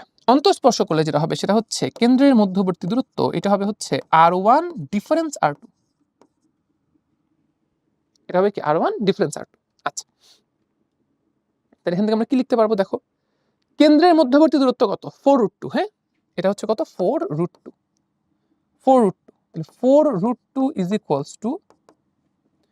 R1 difference R2। R2 কত? √2। হ্যাঁ, বা এখানে ডিফারেন্স না লিখে আমি সরাসরি মাইনাস লিখতে পারি। হ্যাঁ, ডিফারেন্স না লিখে সরাসরি মাইনাস লিখতে পারি, কারণ R2 এর মান এটা কিন্তু এটা থেকে ছোট। আর √2 - R1 কিন্তু এটা কখনো ইকুয়াল হতে পারবে না। √2 - R1 এটা কিন্তু কখনো 4√2 হইতে পারবে না, কারণ √2 নিজেই 4√2 থেকে ছোট। এইজন্য কি হবে? R1 - √2। তাহলে এখান থেকে আমরা R1 সমান কি বলতে পারবো? 5√2। R1 সমান কত বলতে পারবো? 5√2 বলতে পারবো। ঠিক আছে? তাহলে বহিঃস্পর্শের ক্ষেত্রে R1 এর ভ্যালু হচ্ছে 3√2, অন্তঃস্পর্শের ক্ষেত্রে R1 এর ভ্যালু হচ্ছে 5√2। আচ্ছা, এখন আপনাদের কাজ কি? এখন আপনাদের কাজ খুবই সিম্পল। এখন আপনাদের কাজ হইল স্পর্শবিন্দুগামী সাধারণ স্পর্শকের সমীকরণ বের করা। বলে দিচ্ছি কি করতে হবে। প্রথমে যেটা করতে হবে সেটা হলো আপনাকে আগে বৃত্তের সমীকরণটা লিখতে হবে। আপনাকে আগে বৃত্তের সমীকরণ লিখতে হবে। এখন দ্বিতীয় বৃত্তের সমীকরণ তো দেওয়াই আছে, তাহলে প্রথম বৃত্তের কিন্তু আপনি দুইটা সমীকরণ পাবেন। প্রথম বৃত্তের ক্ষেত্রে আপনি দুইটা সমীকরণ পাবেন, একটা হচ্ছে বহিঃস্পর্শের জন্য আর এর একটা মান, অন্তঃস্পর্শের জন্য ব্যাসার্ধের আরেকটা মান। তাহলে দুইটা কেসের জন্য আপনি দুইটা ইকুয়েশন পাবেন। তাহলে আসেন আমি একটু আগে দুইটা কেসের জন্য দুইটা ইকুয়েশন আগে লিখে ফেলি, তারপর আমরা বাকি কাজ করলে ইজিয়ার হবে। আচ্ছা, একটা সেকেন্ড, আমি হচ্ছে এটাকে একটু সাইডে জায়গা ক্রিয়েট করে নিই।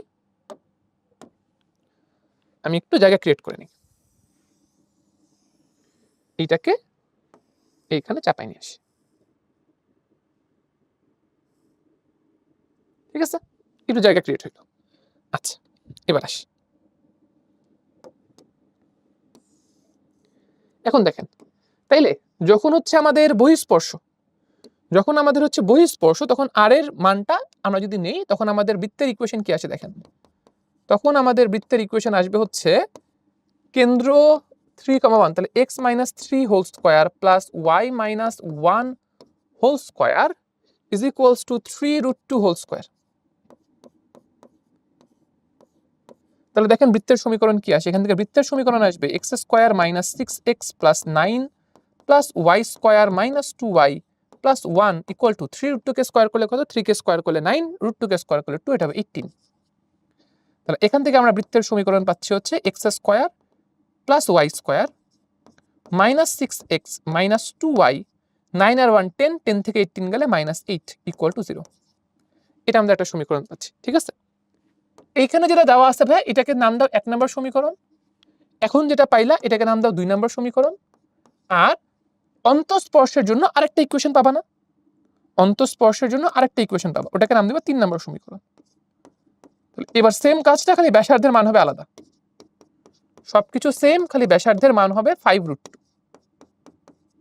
দেখো কি আসে, তো এটা আসবে হচ্ছে x square minus 6x plus 9 plus y square minus 2y plus 1 equal to 25 আর 2 50, 50। এক লাইনে নিয়ে আসো, দেখো কি আসতেছে। এটা দাঁড়াবে হচ্ছে, সুন্দর করে লিখলে x square plus y square minus 6x minus 2y, 10 থেকে 50 গেলে -40 ইকুয়াল টু 0। তাহলে এটা হচ্ছে আমাদের 3 নম্বর ইকুয়েশন। আচ্ছা, এবার আসি স্পর্শবিন্দুগামী সাধারণ স্পর্শকের সমীকরণ। এটা কেমনে বের করে? সাধারণ জ্যার সমীকরণ ভাই সবাই বের করতে পারি। সাধারণ জ্যার সমীকরণ কিভাবে বের করে ভাইয়া? বৃত্তের দুটো ইকুয়েশন যদি আমরা বিয়োগ করে ফেলি, তাহলেই কিন্তু সাধারণ জ্যার সমীকরণ চলে আসে না? রাইট, বৃত্তের সমীকরণ দুটো বিয়োগ করে ফেললেই সাধারণ জ্যার সমীকরণ চলে আসে। স্পর্শবিন্দুগামী সাধারণ স্পর্শকের সমীকরণ হুবহু একইভাবে বের হয়, যদি আমি আপনাকে একটু ম্যাথমেটিক্যাল ডেপথ থেকে জিনিসটা বলি, মানে জাস্ট অল্প করে একটু বলতেছি, মানে বেসিক্যালি হচ্ছে যে আমাদের যেটা সাধারণ জ্যা, সেটা হচ্ছে আসলে মৌলিক অক্ষ। দুটো যখন আমরা বৃত্তের সমীকরণ বিয়োগ করি, তখন আসলে আমরা মৌলিক অক্ষের সমীকরণ পাই। তো যখন দুটো বৃত্ত ছেদ করে, তখন মৌলিক অক্ষটা হয় তাদের সাধারণ জ্যা, দুটো বৃত্তের যেটা সাধারণ জ্যা সেটা। আর যখন দুটো বৃত্ত স্পর্শ করে, তখন তাদের সাধারণ যা হয় হচ্ছে এই যে স্পর্শবিন্দুগামী সাধারণ স্পর্শক, সেটা। ওকে, তাহলে আমরা কিভাবে আমাদের এই স্পর্শবিন্দুগামী সাধারণ স্পর্শকের সমীকরণ পাবো? বুঝতে পারছে ভাই, আমাদেরকে হচ্ছে সমীকরণগুলো বিয়োগ করতে হবে। প্রথমে হচ্ছে 1 নাম্বার থেকে 2 নাম্বার বিয়োগ করলে বহিঃস্পর্শের ক্ষেত্রে পাবো, আবার 1 নাম্বার থেকে 3 নাম্বার বিয়োগ করলে অন্তঃস্পর্শের জন্য পাবো। তো আপনারা চাইলে নিজেরাও করে ফেলতে পারেন, আর যদি চান যে ভাইয়া করে দিক, তাহলে ভাইয়া করে দিতে পারে, কোনো সমস্যা নেই। তাহলে আসেন আমরা যদি হচ্ছে বহিঃস্পর্শের জন্য আগে দেখি, তাহলে বহিঃস্পর্শের জন্য আমাদের হচ্ছে সাধারণ স্পর্শকের সমীকরণ হবে 1 নাম্বার ইকুয়েশন থেকে 2 নাম্বার ইকুয়েশন বিয়োগ করতে হবে। দেখো এই ইকুয়েশন থেকে এই ইকুয়েশন বিয়োগ করলে কি হবে? x স্কয়ার আর y স্কয়ার, এটা তো কাটাকাটি যাবেই। 2x থেকে -6x বিয়োগ হলে থাকবে 8x, 6y থেকে -2y বিয়োগ হলে থাকবে 8y, তাহলে 8x প্লাস 8y, এখানে থাকবে হচ্ছে 8x প্লাস 8y। আচ্ছা, ধ্রুবক পদ কি থাকবে? 8 থেকে -8 বিয়োগ হলে হবে 16 প্লাস 16 ইকুয়াল টু 0। পুরোটাকে 8 দিয়ে ডিভাইড করা যাবে, তাহলে এটা হবে হচ্ছে x plus y plus 2 equal to 0। এটা একটা অ্যান্সার বহিঃস্পর্শের ক্ষেত্রে। অন্তঃস্পর্শের ক্ষেত্রে কি হবে দেখি, 1 নাম্বার ইকুয়েশন থেকে এবার 3 নাম্বার ইকুয়েশন বিয়োগ দিই,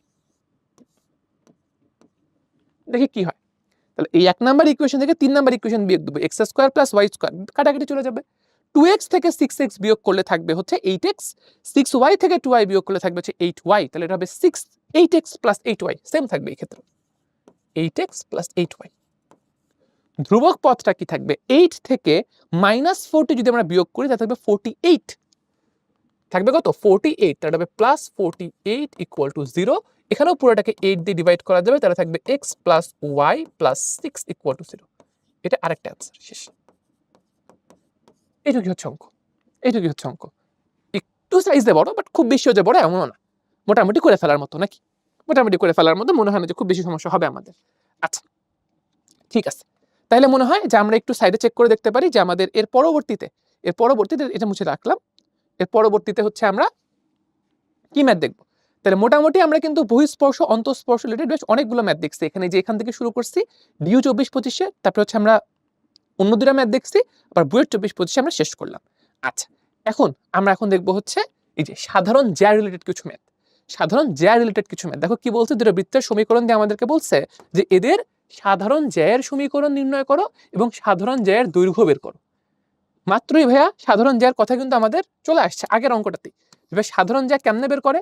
সাধারণ জ্যা বের করে হচ্ছে দুটো সমীকরণ আমরা যদি বিয়োগ করে ফেলি, বৃত্তের দুটো সমীকরণ যদি আমরা বিয়োগ করে ফেলি, তাহলেই তাদের সাধারণ জ্যার সমীকরণ আমরা পেয়ে যাব। সাধারণ জ্যা হচ্ছে এই যে ভাই এটা হচ্ছে বৃত্তের সাধারণ জ্যা।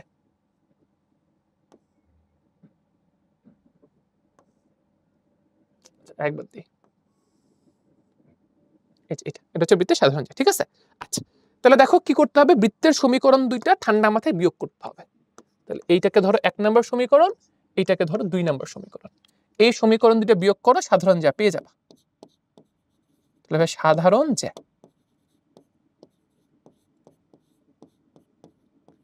কিভাবে বের করবো? এই যে 1 নম্বর সমীকরণ থেকে 2 নম্বর সমীকরণ বিয়োগ করবো, কাজ হয়ে যাবে। কি হয় দেখি, x square plus y square কাটাকাটি চলে যাবে। -2x এর সাথে -6x বিয়োগ করলে থাকবে 4x। -4y থেকে -8y বিয়োগ করলে থাকবে হচ্ছে +4y। -4 এর সাথে 0 বিয়োগ করলে থাকবে -4। পুরোটাকে 4 দিয়ে ডিভাইড করে ফেলা যায়, তাহলে এটা দাঁড়াবে হচ্ছে x + y -1 = 0। এটাই হচ্ছে আমাদের সাধারণ জ্যায়ের সমীকরণ।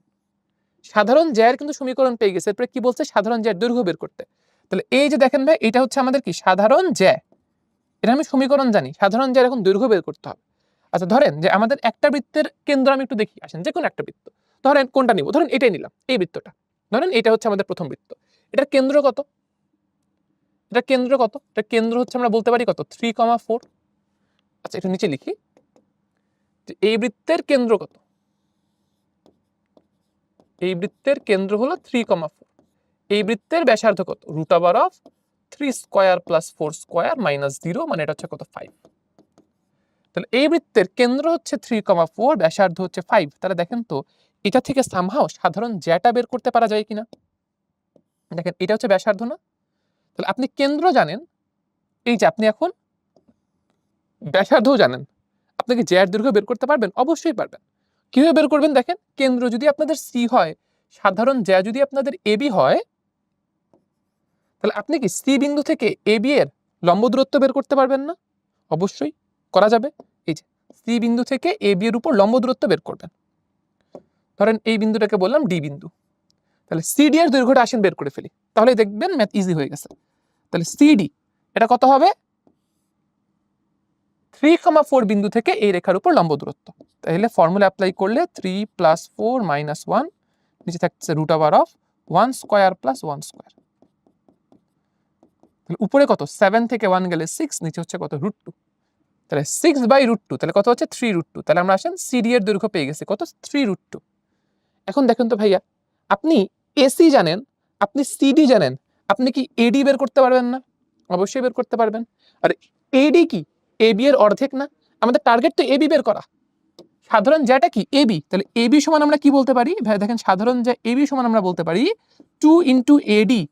আর এডি সমান কত বলা যাবে? পিথাগোরাস অ্যাপ্লাই করে 2 × √, এডি সমান বলা যাবে √ac² - cd²। দেখুন সবগুলোর মান জানেন, ভ্যালুগুলো বসায় দেন, অঙ্ক হয়ে গেছে।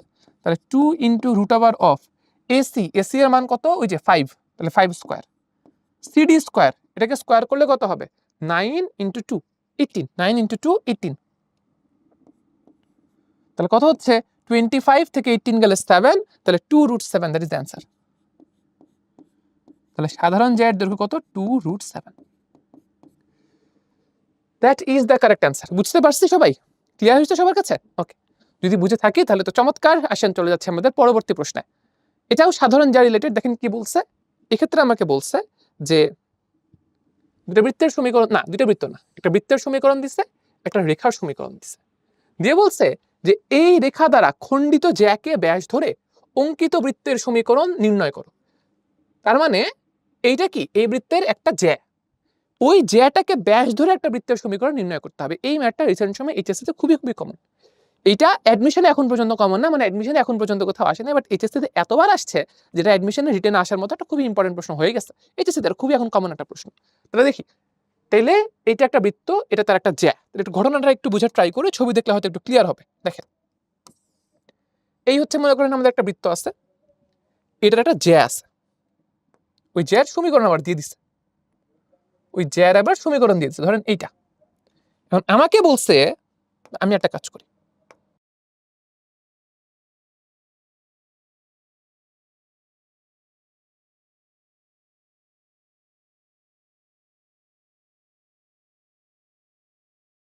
আমি ছবিটা একটু এগিয়ে নিচ্ছি, এরপর ডিসক্রাইব করতেছি। হ্যাঁ,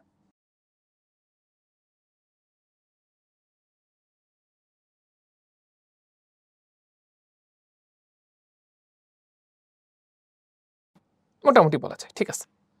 তাহলে ঘটনা কি বলি, এই হচ্ছে আমাদের বৃত্ত x square plus Y square equal to 1। হ্যাঁ, এই হচ্ছে আমাদের সেই বৃত্ত x square plus Y square equal to 1, ধরেন এটাকে বলছি C1। ও না, এখনো পারফেক্টলি হয় নাই, একটু ওয়েট করে দাঁড়াও, ছবিটা একটু আরেকবার একটু ঠিক করতে হবে, একটু ঠিক করতে হবে, এটা হয়নি। আমি যেভাবে চাচ্ছিলাম এভাবে জিনিসটা হয়নি, দাঁড়াও, ড্যাশ তো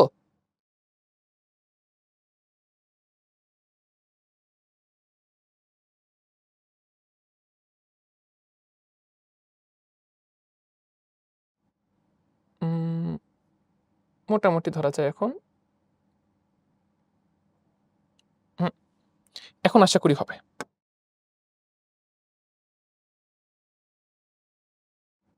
এখন ধরা যায়, ঠিক আছে। এখন দেখো, এখন দেখি আসেন, এই যে আমাদের যে বৃত্তটা, এই যে প্রথম বৃত্তটা x square plus Y square equal to 1, ধরেন এটা হচ্ছে আমাদের সেই বৃত্ত যে C1 is equals to x square plus Y square equal to 1। এটা হচ্ছে আমাদের প্রথম বৃত্তটা। X plus y minus 1 equal to 0, এটা হচ্ছে এই বৃত্তের একটা জ্যা, মানে এই যে এই লাইনটা, এটাকে আমরা কি বলতেছি, এই বৃত্তের একটা জ্যা, x plus y minus 1 equal to 0। আমাকে বলছে এই জ্যাটাকে ব্যাস ধরে, একটা বৃত্তের সমীকরণ নির্ণয় করতে হবে, মানে এই জ্যাটা যে বৃত্তের ব্যাস সেই বৃত্তের সমীকরণ নির্ণয় করতে হবে। তাহলে দেখো, আমি বলতে পারি এই যে পরে আমি যেটা পিঙ্ক কালার দিয়ে যে বৃত্তটা দেখাইছি না, এই বৃত্তের ব্যাস হচ্ছে এটা। তাহলে এখন আমার এই পিঙ্ক কালারের বৃত্তের সমীকরণটা বের করতে হবে। এটা কেমনে বের করা যায়, আসেন দেখি। প্রথমেই আমরা একটা কাজ করব, সেটা হচ্ছে যে প্রথমে আমরা যেটা করতে পারি, এখান থেকে আমরা আমরা আমরা যে কাজটা করতে পারি সেটা হচ্ছে যে এই যে বৃত্তটা দেখো, খেয়াল করে C2 যে বৃত্তটা, হ্যাঁ, C2 বৃত্তটাকে আমরা বলতে পারি যে এটা হচ্ছে, খেয়াল করো, এটা হচ্ছে আমাদের C1 বৃত্ত, এবং এই যে রেখাটা, এই রেখাটাকে যদি আমরা বলি L1, এদের ছেদবিন্দু দিয়ে যায়। খেয়াল করো, এই যে আমাদের C2 বৃত্ত, এটা কি C1 বৃত্ত, যে L1 রেখা, এদের ছেদবিন্দু দিয়ে যায়। খেয়াল করছো, মানে ছেদবিন্দু মানে কি, এই রেখার এই বৃত্ত, এদের ছেদবিন্দু কয়টা, দুইটা, এই যে এটা একটা, এটা একটা। তাহলে এই বৃত্তটা কি, এইটার ছেদবিন্দু দিয়ে যায়। আপনারা ম্যারাথন ক্লাসে দেখছেন, সেটা কি, যে আমাদের ছেদবিন্দুগামী রেখার ছেদবিন্দুগামী বৃত্তের সমীকরণ, একটা রেখা আর একটা বৃত্ত, এদের ছেদবিন্দুগামী বৃত্তের সমীকরণ, ওটার ফর্মুলা কি হয়। তাহলে আমরা দেখেন শিখে আসছি কি, C2 সমান কি বলা যাবে, C2 সমান বলা যাবে C1 plus K into L1। এটা কিন্তু আমরা শিখে আসছি ছেদবিন্দুগামী বৃত্তের ক্ষেত্রে, মনে আছে, ম্যারাথন ক্লাস দেখে আসতে হবে একটু, যদি কেউ ভুলে গিয়ে থাকি, যে আমাদের C2 সমান কি বলা যাবে, দ্বিতীয় বৃত্তের সমীকরণ, যেহেতু এটা প্রথম বৃত্ত এবং এই রেখাটার ছেদবিন্দু দিয়ে যায়, তাহলে এটা ছেদবিন্দুগামী বৃত্ত, ওই টপিকের আন্ডারে পড়ে। তাহলে এখান থেকে আমরা বলতে পারি C2 is equal to C1 plus K into L1। তাহলে C1 এর ফর্মুলা অ্যাপ্লাই করে আসেন। C1 এটা কি বলছে, x square plus Y square minus 1। হ্যাঁ, যখন আমরা যে C1 লিখি তখন সবকিছুকে আমাদের এক পাশে নিয়ে আসতে হয়, প্লাস K ইন্টু L1, ওখানে সবকিছু এক পাশে অলরেডি আছে, তাহলে এটা হবে x plus y minus 1 equal to 0, এরকম। তাহলে এটাকে একটু গুছাই লিখি, তাহলে দেখো গুছাই লিখলে কি আসবে, x square plus Y square plus k x plus k y minus k minus 1 equal to 0। আচ্ছা, তাহলে এটা হচ্ছে কি আমাদের, এটা হচ্ছে আমাদের C2 বৃত্ত। এখানে কে এর মান তো জানি না, কে এর মান কেমনে বের করতে পারি, দেখো আমরা বলতে পারি যে এই যে ভাই দেখেন, এই যে বৃত্তটা, এই বৃত্তের ব্যাসার্ধের মান, এই বৃত্তের কেন্দ্র কি হচ্ছে, এই যে সমীকরণটা পাইছি, এই সমীকরণ অনুযায়ী কেন্দ্র কি থাকছে, এই সমীকরণ অনুযায়ী কেন্দ্র হবে হচ্ছে এক্স এর সহগকে -2 দিয়ে ভাগ মানে -k/2, ওয়াই এর সহগকে -2 দিয়ে ভাগ মানে -k/2। তাহলে এই সমীকরণ অনুযায়ী বৃত্তের কেন্দ্র হচ্ছে -k/2, -k/2। আবার যেহেতু আমরা বলতেছি যে এই যে রেখাটা সেটা হচ্ছে C2 এর একটা কি ব্যাস, তাহলে অবশ্যই যেহেতু এটা ব্যাস তাহলে কেন্দ্র অবশ্যই ব্যাসের উপরে অবস্থান করে, তাই তো? ব্যাস মানে কি? ব্যাস মানে হচ্ছে কেন্দ্রগামী জ্যা, তাহলে অবশ্যই কেন্দ্র হচ্ছে এই রেখার উপর অবস্থান করে। তাহলে আমরা কি করতে পারি? এই বিন্দুটা দিয়ে এই রেখাকে স্যাটিসফাই করতে পারি। আমরা এই বিন্দু দিয়ে এই রেখাটাকে স্যাটিসফাই করতে পারি। তাহলে দেখেন আমাদের পরবর্তী কাজ হলো সেটাই। তাহলে আমাদের রেখাটা কি? রেখাটা হচ্ছে x plus y -1 = 0। এটাকে আমরা স্যাটিসফাই করব কত দিয়ে? -k/2, -k/2 দিয়ে। তাহলে দেখেন x এর জায়গায় বসাচ্ছি -k/2, y এর জায়গায় বসাচ্ছি -k/2, -1 = 0 এরকম। পুরোটাকে আমরা একটা কাজ করতে পারি, 2 দিয়ে যদি গুণ করে দেই তাহলে থাকবে হচ্ছে -k -2k। আমি একবারও লিখতে পারি যে -k/2 -k/2, এটা কি হবে?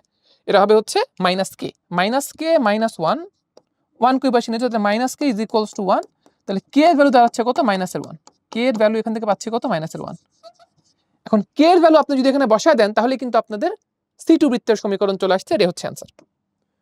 k এর ভ্যালু আপনার এই যে এইখানে বসায় দিলে অ্যানসার চলে আসছে। দেখেন k এর ভ্যালু -1 বসায় দেন, থাকছে কি x² + y² - x - y। k এর ভ্যালু -1 বসালে কি হচ্ছে? -1 -1 মানে k এর ভ্যালু -1 আসলে +1 -1, তাহলে এটা হচ্ছে আমাদের 0 হয়ে যাচ্ছে, 0 হয়ে যাচ্ছে। সো এটা হচ্ছে অ্যানসার।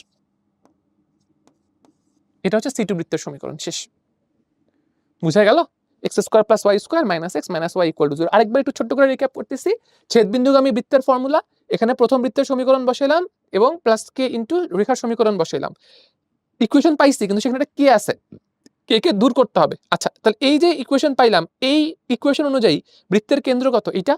আচ্ছা, বৃত্তের কেন্দ্র অবশ্যই ব্যাসের উপর অবস্থান করে, তাহলে কেন্দ্র দিয়ে ব্যাসকে স্যাটিসফাই করা যাবে। তাহলে আমরা এই যে ব্যাসের সমীকরণে কেন্দ্রটা বসাইছি, তাহলে k এর মান পেয়ে গেছি -1, k এর মান -1 এই যে এই সমীকরণটাতে বসাইছি, k এর মান -1 এই সমীকরণে বসাইছি, তাহলে কিন্তু আমাদের অ্যানসার চলে আসছে, শেষ। এই ম্যাথটা কিন্তু রিসেন্ট সময়ের জন্য বেশ গুরুত্বপূর্ণ বলা যায়, এটাতে স্টার দিয়ে রাখতে পারেন। ওকে, পরের প্রশ্ন দেখো কি বলছে। এটা ছেদবিন্দুগামী বৃত্তের ম্যাথ। দেখেন কি বলছে, অলমোস্ট আগেরটার মতোই আমাকে বলছে যে এই বৃত্ত, দেখেন একটা বৃত্তের সমীকরণ দেওয়া আছে এবং এই রেখা, এদের ছেদবিন্দুগামী যে বৃত্ত প্রথম বৃত্তের কেন্দ্র দিয়ে যায়, তাহলে প্রথম বৃত্তের কেন্দ্র কত হবে? 0 0। তাইলে এদের ছেদবিন্দুগামী এবং প্রথম বৃত্তের কেন্দ্র দিয়ে যায়, তার মানে 0,0 পয়েন্ট দিয়ে বৃত্তটা স্যাটিসফাই হবে, তার সমীকরণ নির্ণয় করতে হবে। তাহলে আমরা মাত্রই দেখে আসছি ভাই আগের ম্যাথটাতেই, ছেদবিন্দুগামী বৃত্তের সমীকরণ আমরা কি লিখতে পারি? ছেদবিন্দুগামী বৃত্তের সমীকরণ ধরেন c = আমরা লিখতে পারি c1 + k * l1।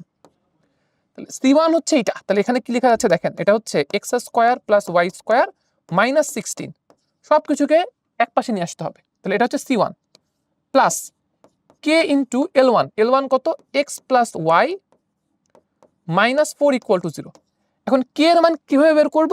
খেয়াল করেন ভাই, বলে দিয়েছে প্রথম বৃত্তের কেন্দ্র দিয়ে যায়, তার মানে অবশ্যই এটা 0 0 দিয়ে স্যাটিসফাই করবে।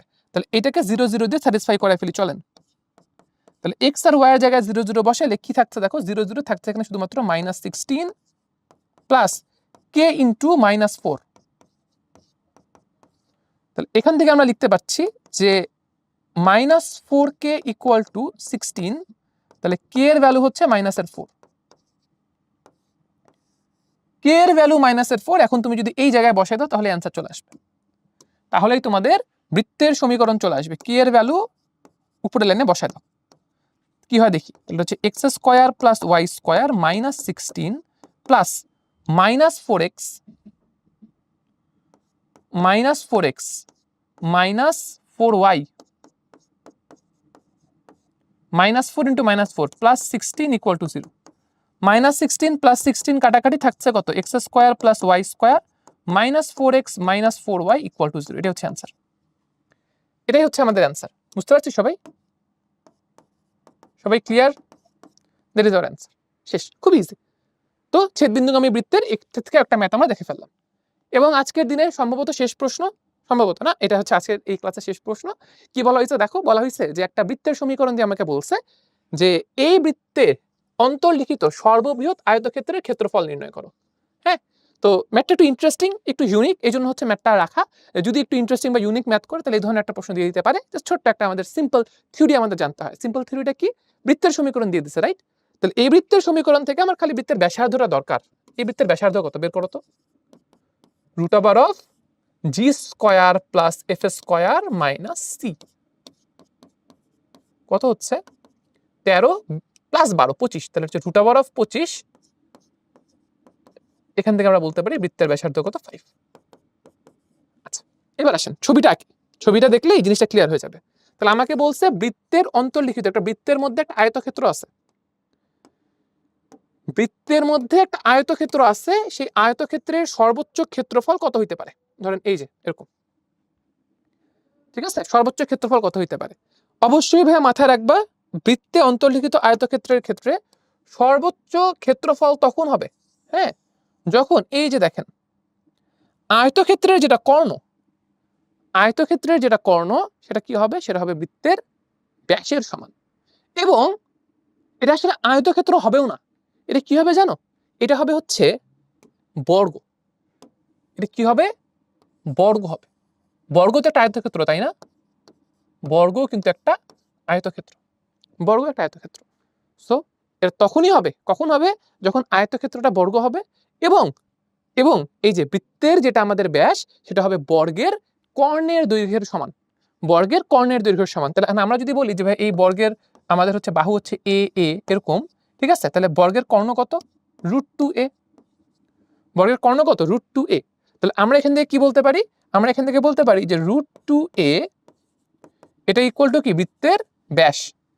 আর এর মান জানো কত? 10। তাহলে a এর মান চলে আসবে কত?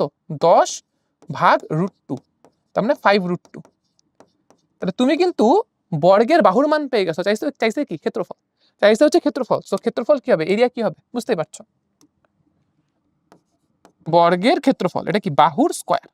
তাহলে এরিয়া হবে হচ্ছে a স্কয়ার। সো এটাকে স্কয়ার করলে কি হয়? 25 × 2 50। 50 বর্গ একক। এটা হচ্ছে অ্যান্সার।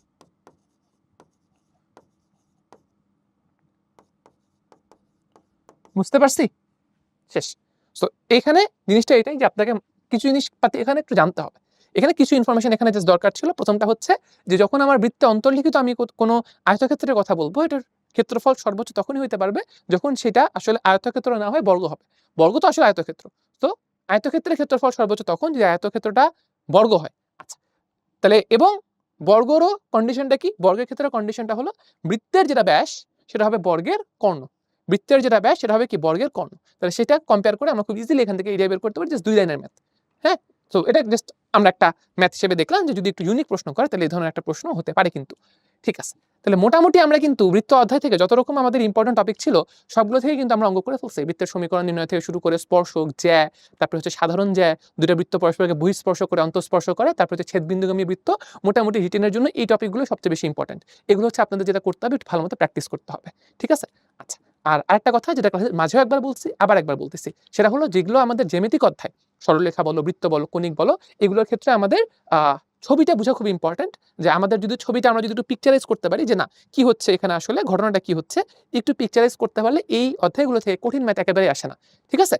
ছবিটা পিকচারাইজ করতে বলা মানে এমন না যে তোমাকে আমি গ্রাফের মধ্যে একদম মানে খুঁটায় খুঁটায় বিন্দু বসিয়ে দিয়ে বলতেছি। মানে জিনিসটা হচ্ছে তোমাকে প্রশ্ন যেটা বলছে তুমি সেটা ইমাজিন করতে পারছো কিনা, যে কি হচ্ছে রাফলি তুমি আঁকাইতে পারছো কিনা।